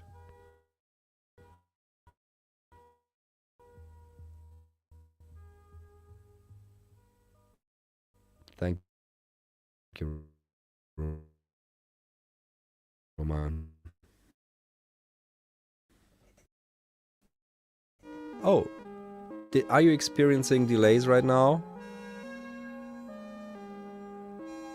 I had like a little glitch here. I hope that wasn't something that translated. Or it was just me. Yeah. Glitch? Mm-hmm. Okay. Chris Harris, who would be your dream collaborative partner? Oh, there are so many. There's so many people I would like to work with. It's, I can't even say. It's, I feel like sometimes these things just happen. I don't want to jinx it. I don't know. I don't want to jinx it. I don't know.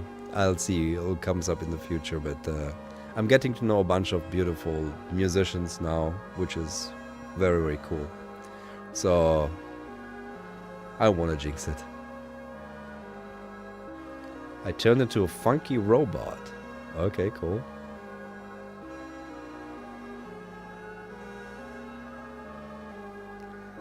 Tampere? Yeah, it's live now. I was live now.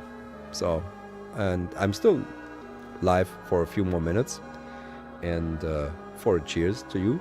And yeah, this was a listening session of my album Breve. We listened to tape, we listened to vinyl, and now it's time for a quick Q&A before this evening closes out. And I think we've got about, I would say 7 more minutes left. How do you like the Chroma console? Tell, since I've never made a video. It's really cool, for what it is. I have it right now here, and I use it as a feedback device with a Boolean Care filter bank. I have it in the feedback path, and it's really cool. I think there's for every single thing that it does, I've got a thing that's more evolved or can do it better, but the whole package is just beautiful. It's really cool. So if you want something that's compact, has a lot of things, is very enjoyable, it's a hit. So I adore the looks of it and the playability. Yeah, I just don't make too many reviews on things anymore. So I could do one, but yeah, it's just something that I really enjoy playing. And it's like one of those, it's like a Swiss Army knife. You put it into any signal path, you experiment, and something cool will come out. So yeah, just don't buy it for one function, buy it for its versatility. I think that's the thing.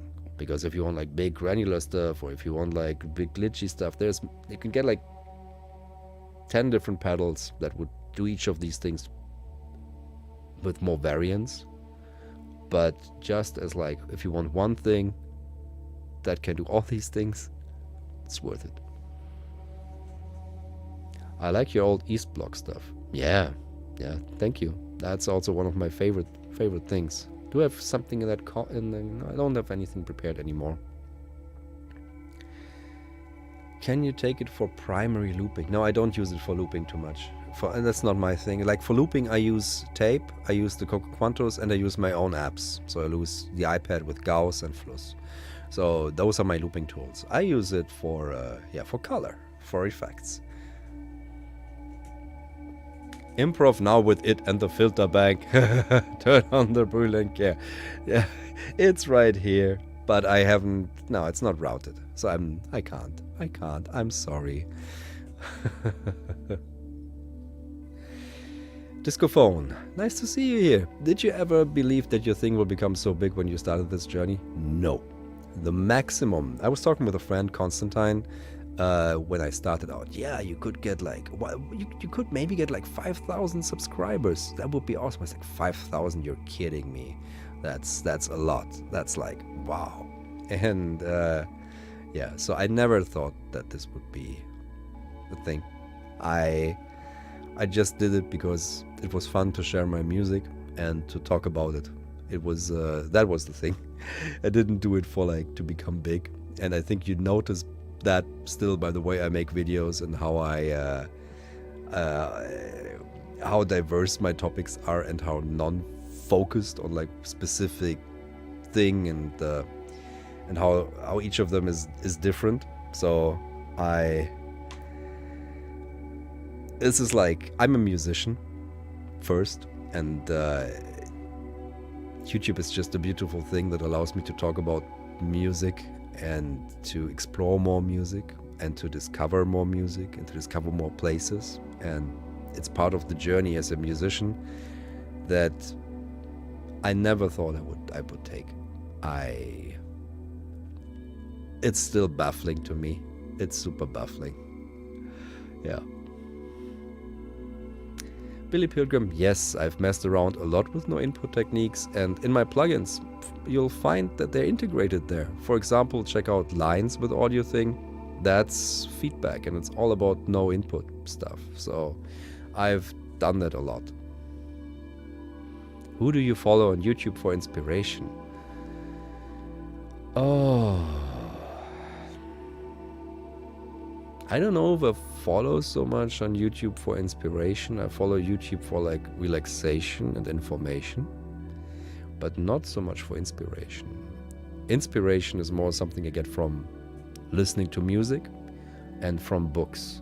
So I don't think I have a inspirational YouTube account that I follow. No. Chris Harris, yeah, Moon Echo plugin. That's one of the things I'm really proud of. Like, that was one of the maddest things. Took forever to make, but that's one of the things I'm grateful for the YouTube channel and the Patreon especially that made this possible. Because how could I have done ever something like that with no budget and a lot of work and a lot of time and a lot of cost? But the Patreon made that possible. The Patreon is only possible because of YouTube. So that moment of freedom that YouTube paired with Patreon gave me as an artist is incredible, because I felt whatever madness I make, there's people there that like to see that madness, and that's the biggest life changer ever. So because I was working basically composition to composition, paycheck to paycheck before, and that creates a sense of you're very dependent on other people. And with the combination of Patreon and YouTube, it became my moment of freedom, which allowed me to focus on all the things that I love doing and share them, and be a big nerd on the internet.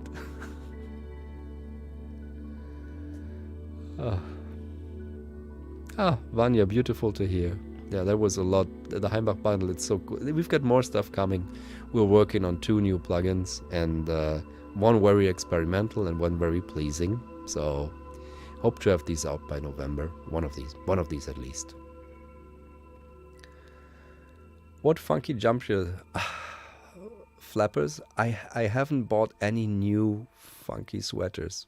I'm kind of running with the same you might have seen in the past year. So I tend to not buy too many clothes, and if they are like they're still good, like I'm not buying new things. So it's the same as last year. I'm sorry to disappoint. Okay, you want to hang around for one more round of side B and a bit more questions? Give me a yes or no. No, no, no, no, no. When I see one yes, I'll just flip it. Else, yeah, okay. That was all I needed. Cool. And here we go. So, cheers to side B. Cheers to you hanging out with me. Cheers to Psy Records for Boris. Which number of release is that? Please, I forget. Is it our 6th or the 7th release that we've done together? Loris Dirty Music Cassette. Yes, the album is going to be on streaming service in 2 weeks, and we always do that. We always prefer Bandcamp for 2 weeks, the digital with Name Your Price, and then we only give it to streaming. It's kind of like a little bit of a little bit of a rebellion, because I think it's good to be on streaming because, you want to play to the biggest audience. You want to have people find you and reach you, and that's what those algorithms can be good for. But it's also frustrating, doesn't pay much, and it's not a beautiful place in the end. But it's very useful for the user, and it's good that it's basically the small record shop that is kind of what Bandcamp still kind of is, even though being sold so much, is like the thing we like to boost more in the beginning. 8th! Oh my god. Woo! Oh, thank you, Ricardo Torres. Thank you so much.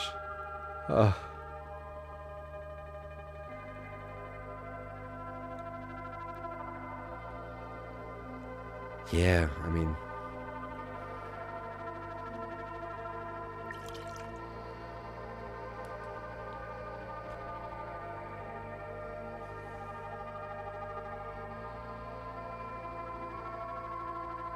This spins around my head nicely right now.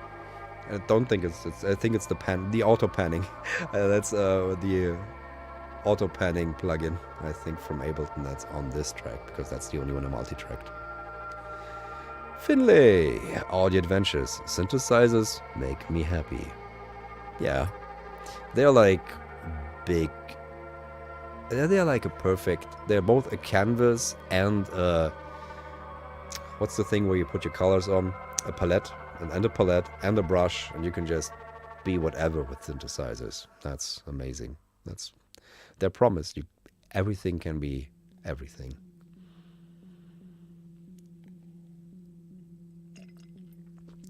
Synthesmilers.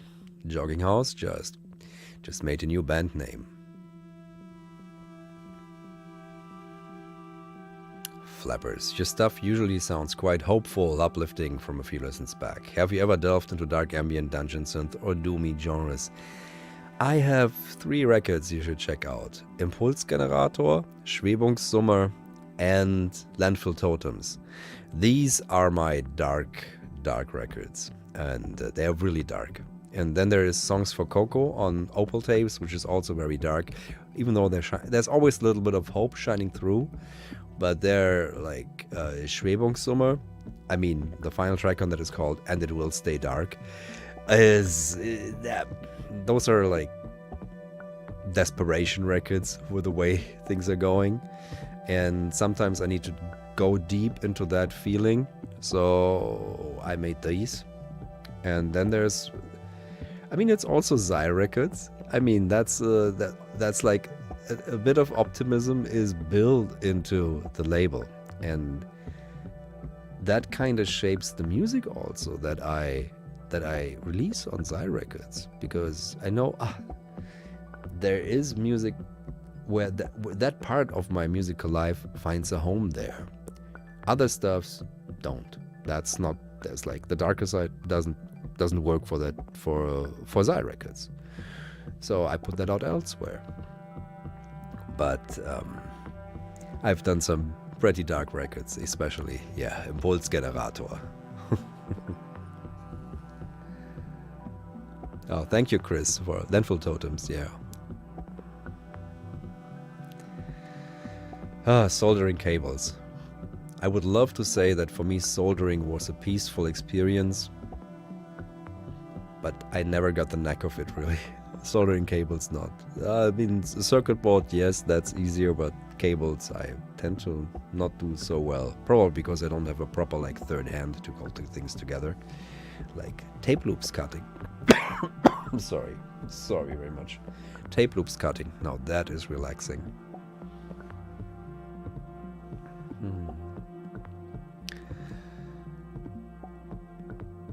When I was Finlay's Audio Adventures. When I was a kid, I was at Disneyland sitting on my grandfather's shoulders. The lights dimmed, then over the speakers the low synth cutoff of the intro for Main Street Electrical Parade played. It was such an emotional response. Ah, that's a beautiful moment to remember. I think my first synthesizer experience that I really knew of were like Doctor Who's soundtrack, and I was like, what is that? What is that? What's that calling? What's that? I was like, wow, that's cool. It was my first record that I bought, actually, was the Doctor Who soundtrack.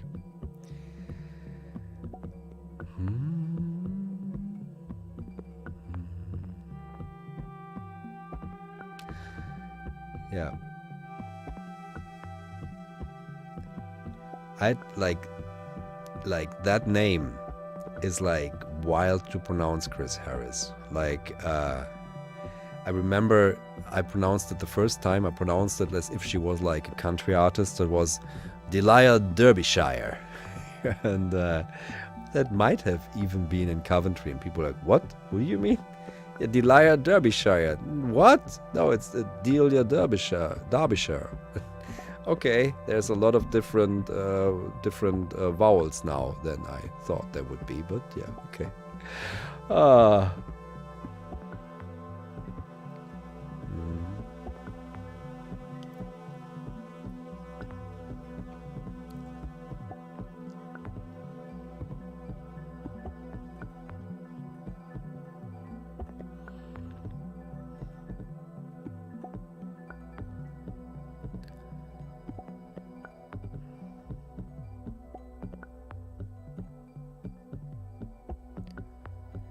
Tampere, I don't quite get the question. Because I don't know what angsticks are. Bye, Ring System. Thank you for being here. Sisters with Transistors is indeed great.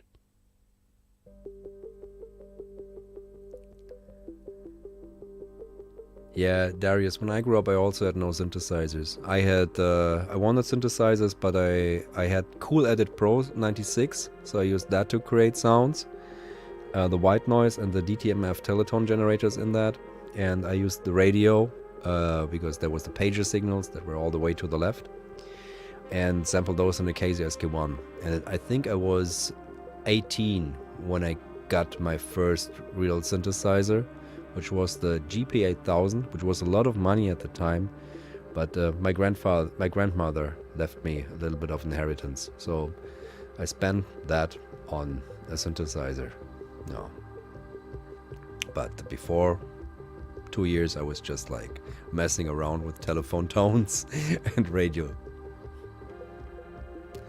You were a beta tester for Cool Edit Pro. That's nice. I mean, there's for Ted, he uses 2 editions of Cool Edit on stage.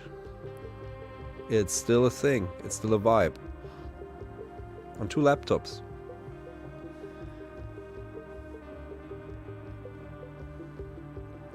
It was not even Pro, it was Cool Edit 96.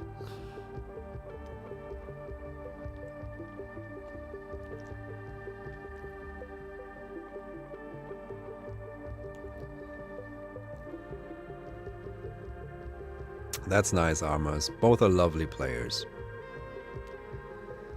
So, we've got 2 more songs on the side, and then I'm gonna call it a night. So, shoot your questions. And remember, Breve is available on the Psy Records Bandcamp as vinyl, tape, and digital. Just so it doesn't get old, I'm gonna hide the banner for a second. And there's my name. And now it pops up again. It's all new. Again? Dumb. I feel like Homer Simpson. Banner here, banner gone. No.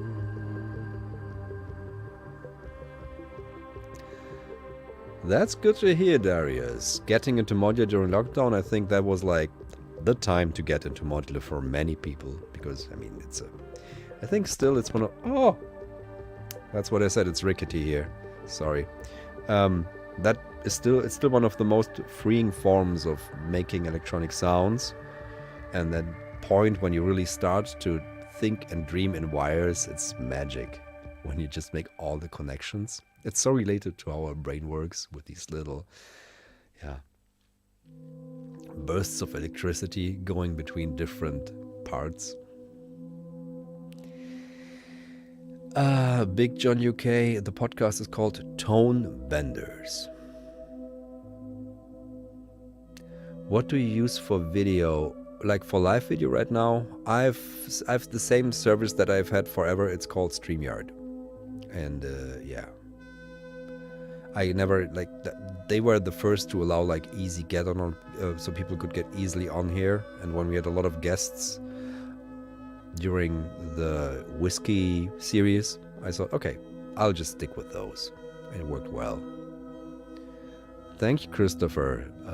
I enjoy making them and I enjoy using them myself. So it's nice to be also my own best customer. And it's beautiful to hear when other people use them. It's the next step from being a musician to someone who makes or works on instruments for others to use. What are my thoughts about AI, Roman? I did a funny thing today. I fed the press text to this album into Notepad LM, I think from Google, and it turned it into a 10-minute podcast. There's a little clip on my Instagram, and I mean, YouTube is where I do a lot, but I do also a lot of Instagram. If you want more like daily, like also more nonsensical stuff, check out my Instagram, which is just Heinbach 101. And there, it was so funny, like how two moderators, one male, one female, and all like with NPR cadences talked about my music. It's too funny. So I was both strangely pleased because they said nice things about my music and they made like educated, what feels like educated guesses, or like not worse than than some interviews I've been in. And so it felt comforting but utterly empty. It must have been like you get a shot of Soma, or you take your Soma in Brave New World. It's pleasing, but it's utterly empty. There's nothing behind it, except of course a lot of things are behind. A lot of things are going on. A lot of energy is being burned to generate that stupid podcast. But it's weird. It's really weird. I don't know what, like, that was a truly out of this world experience to hear this kind of mimicry from machines. I don't know what the future brings. I just hope my kids have a place in there where they can create whatever they want. That's my main worry. For me, I'm not worried about myself anymore. I only worry about my kids. So what world will they live in? Is it my duty to introduce them to AI? Will my oldest then keep up, like, getting better at drawing because that's what she's doing? Will my youngest keep up getting better at, like, singing and dancing because that's what she's doing? Or will they just say, will they just be like, start to be prompt editors because they can do so much more and so quickly? Are these skills important? Am I wrong in, like, withholding all of that from them? Or is it good if they have these skills? Because for me they were good, but with changing times, I don't know. So that's my worry. I've got no idea about myself. I hope I'm okay. but for my kids, I'm wondering what they can do.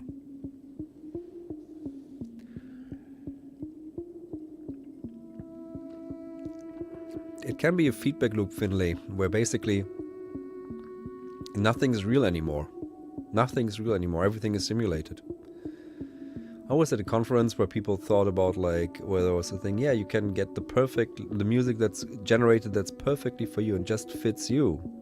One of the professors at the conference in Cologne said, yeah, it's like Soma. It's like just like a pill. You can take a pill, but it's not music. It's like a pill. It's like the absolute commodification of music is when it becomes nothing more than its function.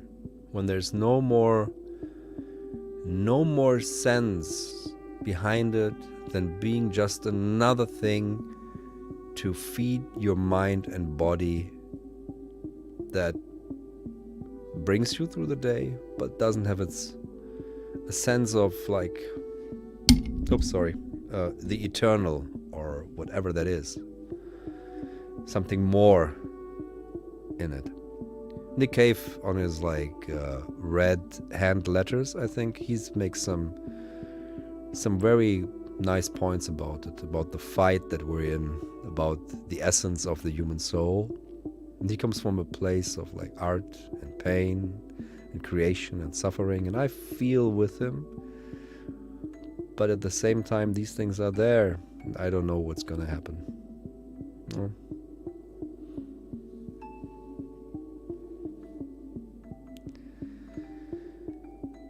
How do you get new inputs if you only seek what you like? Yeah, exactly. There's it's like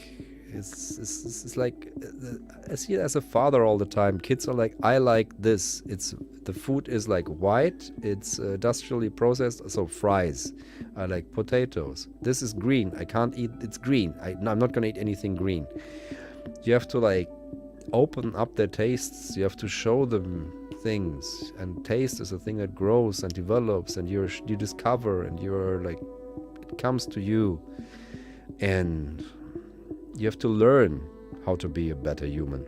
And these things, they don't promise you to be like a better human. They say you can become a more effective human, you can become a more optimized human, but not better in the sense of like being better within yourself, growing. Don't think there's room for growth in the whole AI thing. It's more about effectiveness, but we'll see. I might be completely wrong.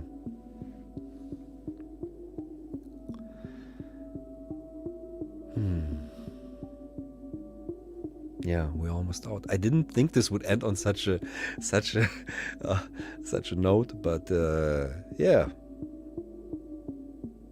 I mean, this album is something very handmade, and there's no real. I mean, there is some sort of machine learning must be involved, at least in the noise reduction, but yeah, there's no AI mixing. There is humans present in the whole process, and there's Boris, and Boris is shipping out all these tapes by himself, taking a big sack, putting the tapes in, putting the vinyl in, putting them on his back, going to the post office, and sending them all off to you. And that's such a beautiful thing to think about, that all this has human consequences. There's persons doing things, and you have it in your hands and can listen to it. It's very material. Yeah. Thank you for being here. I'm so happy that I started making these live streams, and they've been always pleasant. I haven't looked at the chat for a bit. I'm sorry. I just want to say thank you from the bottom of my heart for being here with me, listening to the music. And yeah, I'll see you in the next one. I think Tuesday will be the video on the Audiolene, and afterwards will be a video on the whole process, basically where I show the whole process. Yeah, and yeah, catch me live and catch me here. And thank you, everybody. I'm going to say bye now. It's been great. Thank you.